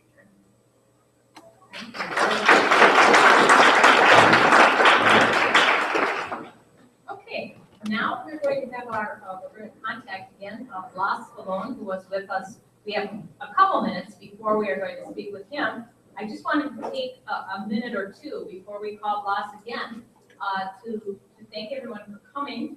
I wanted to share with you that this entire morning and all of our participation has been live streamed over not only our Alverno website, but also the DIOGEN.com website in Eastern Europe, because Paraguay is in the process of forming relations with Azerbaijan and other countries, ASEAN, and so we've had some support from those folks. They're also live streaming this, and there are people in Paraguay, businesses, government officials this morning, and many other people, students, watching this conference live in Paraguay. So I wanted to make sure you all knew that. I also wanted to let you know that when we're finished, when we complete, we do have a survey for you to take to give us some feedback on the presentations. And if you can take a minute and fill that out, that will be very helpful for us before we go to our final speaker. And just another note, just to let you know, I know Art told us a lot about his daughter and what she's doing these days. She was adopted from Paraguay a little bit before, a little after my son. But my son also, he's completed his degree in finance at the UWM and has been working for 3 years as a senior accountant specialist at the Zywave Corporation. Xywave here in Milwaukee makes software solutions to run insurance companies. So he's become a very successful business person as well here in the United States. And is very proud of his Paraguayan roots. Let me see if we can grab Blas on the line here. I'm going to try to call back, and we will see. Let me find Blas. Okay. Okay, let me try. Get us connected for our final speaker.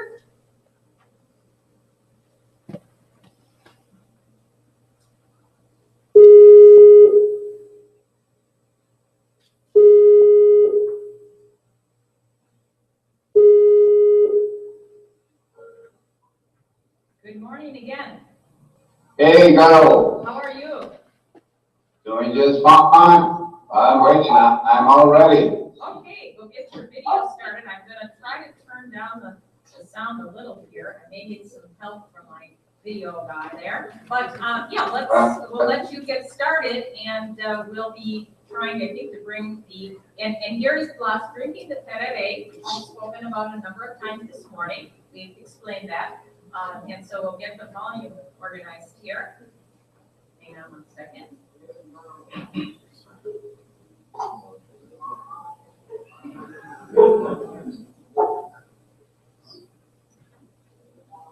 Okay, maybe you can see how It's good. Yeah, I can hear it. Oh. Yeah. Okay.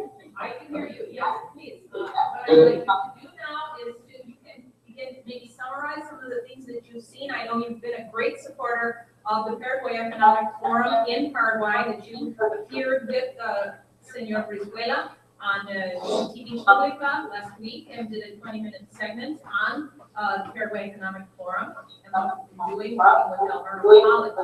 So possibly you could talk to us a little bit about what you've seen today, what you've done in terms of promoting this, and we'll take it from there. Thank you. All right, so are we on? We're on. We're on. Okay. So first of all, my friend Ali asked me to use my keyhead because he told me that I talked about the forum. I had to use this to start with, so I get smarter. So hallelujah. Yeah, maybe. Hey, Frank. So, Doing great. again, done. But anyway, it's been great to hear so many good things about my country, and it's my turn now to kind of summarize about what Paraguay is about in these days. And I don't want to go over that has been already said, but rather focus on something new that perhaps you don't know about what goes on this blessed land of many people.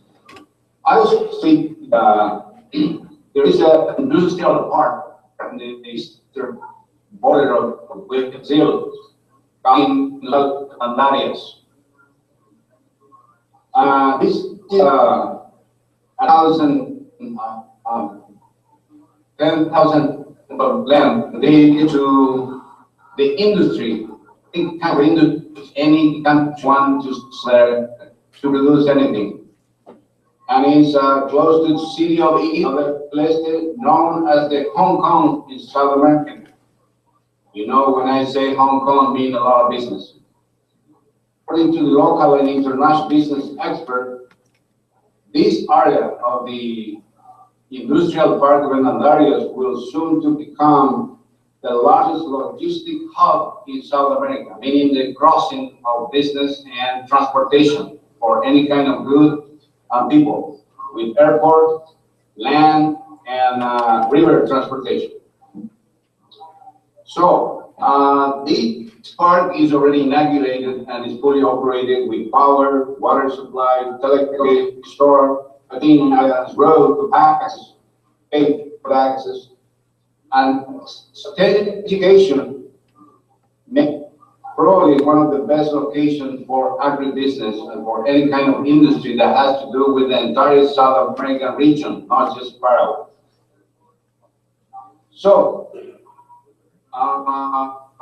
then the next thing, of course, any information about this industrial park or any of the information I'm supplying right now is available through my friend Carol and the staff there. So we're all working together on this information. Another crop that I mentioned is rice card in Paraguay and good space. No, I need about rate go live. Our rice. Paraguay currently has about 130,000 hectares, that's about 300,000 acres of cultivated rice with about 550,000 tons a year of product, with about 8 tons per hectare per year, the yield, that's the rate. And this crop is expected to grow over 1 million hectares, that's about 2.5 million acres of crops in the next 10 years. And if you don't believe me, then you can call this guy. He's my friend Robert Dwight. He's an ex-Peace Corps volunteer. He is the president of the U.S. Rice Producer Association. So any doubt, you can call him Robert Dwight. He used to be a cowboy, now he's a rice producer. Anyway. Next, of course, as a veterinarian, you know, this is a big, Paraguay is Stroessner used to say, Paraguay is a big cattle ranch. Well, not too much. We also have rice and soybeans. It is a very big issue in Paraguay. We don't that Uruguay as big producers. Uruguay is a little country, they cannot grow because unless they want to do it cabbage in the ocean, they cannot do, you know, cattle in the ocean. So, but we have plenty of land yet to expand, so we already passed, and that means big business. Russia is our main buyer with over $600 million of purchasing every year, and it's growing. Therefore, the genetics of cattle in this country have grown a lot. With the European blood in genetic of and the breeding, we have reached one of the best and the finest cattle ranches in this continent. Therefore, what's happening is very interesting that our genetics suddenly is becoming the model for the entire nation. So as a testing, the vice minister of Ganadería, I mean the cattle vice minister, have signed an agreement to export alive, you know, cattle alive to improve the genetic of Ecuador. And that's a big issue for Paraguay to become model for a nation, you know, in South America. So we're gonna export a lot of high genetic value to improve their genetics and improve their cattle production. So now I read you guys why invest in Paraguay. This is kind of all, but it's good to emphasize, you know, why Paraguay. I have 21 reasons, good reasons to invest in Paraguay. First, they all have an energy exporter. They put in all that is. Second, the first world organic sugar exporter. The first world largest titanium reserve. Titanium is a very expensive, special metal. Fourth, the second world stevia exporter. Stevia is a native from Paraguay, is the best non-caloric sweetener in the world. Even it's 300 times sugar. Second is the second world producer of tung oil. Tung is a seed and very special oil, vegetable oil. Six, the third world producer and exporter of General Mate. This is what I'm drinking here, guys. I recommend for you guys, if you want to live 100 years, drink this. Okay. Then we have the third world largest, this is important, the largest river barge fleet after the USA and China. with 4 barges working out there on our rivers. And 8 is the 4th largest soybean exporter. We all know that. 9 is the 4th world largest exporter of wood charcoal. And 10 is the 4th largest importer of cassava starch. Cassava is money, it's like bread, it comes, no, about bread, but cassava has bread. And it is 4th largest exporter of soybean oil. 12 reason is 5th world largest exporter of soybean flour. 13 reason is the 5th world largest exporter of chia. Chia is a seed that is a very miracle, very healing seed from some herbal crop. Is the largest exporter of corn. 15 is the largest soybean industrial. Is the world's largest beef. The 8th world soon to become the 7th world largest beef exporter. 17 reason is the 10th world largest wheat exporter. Reason number 18, 11 world largest silk string fabrics. And the 9th reason is the lowest business taxation system in South America for business and everybody. And the number 20 reason is the cheapest country to live in the Americas. And the 21, maybe a lot more, but this is why it's the cheapest labor and energy cost in South America. So this sort of, I guess, we can Paraguay. So we are at your service from now on with my friend and her staff out there and here in South America, Paraguay. We all have faith in this country, and we believe soon to become the star in South America. Thank you so much. Thank you so much, Blas. And thank you to everyone. Thank you for all of the promotion work that you did for this event in Paraguay, and for we know a lot of people are watching this live streamed right now in Paraguay and around the world. So we thank all of you who've been attending this morning.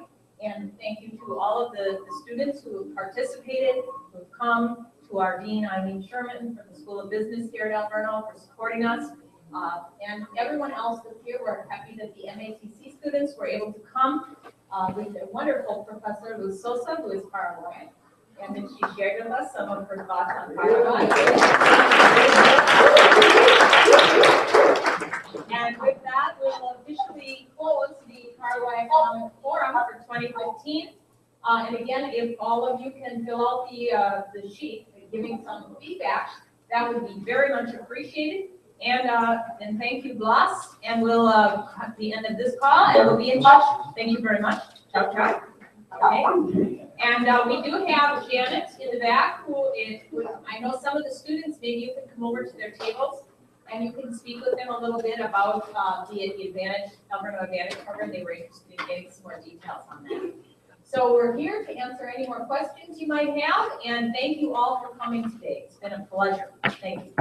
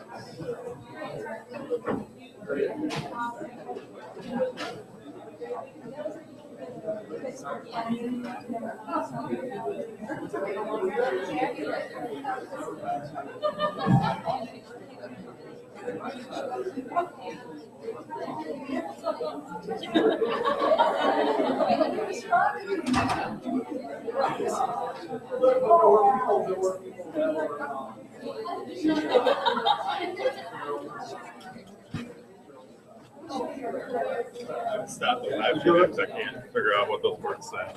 I don't know which one is one of those that stopped it. Oh.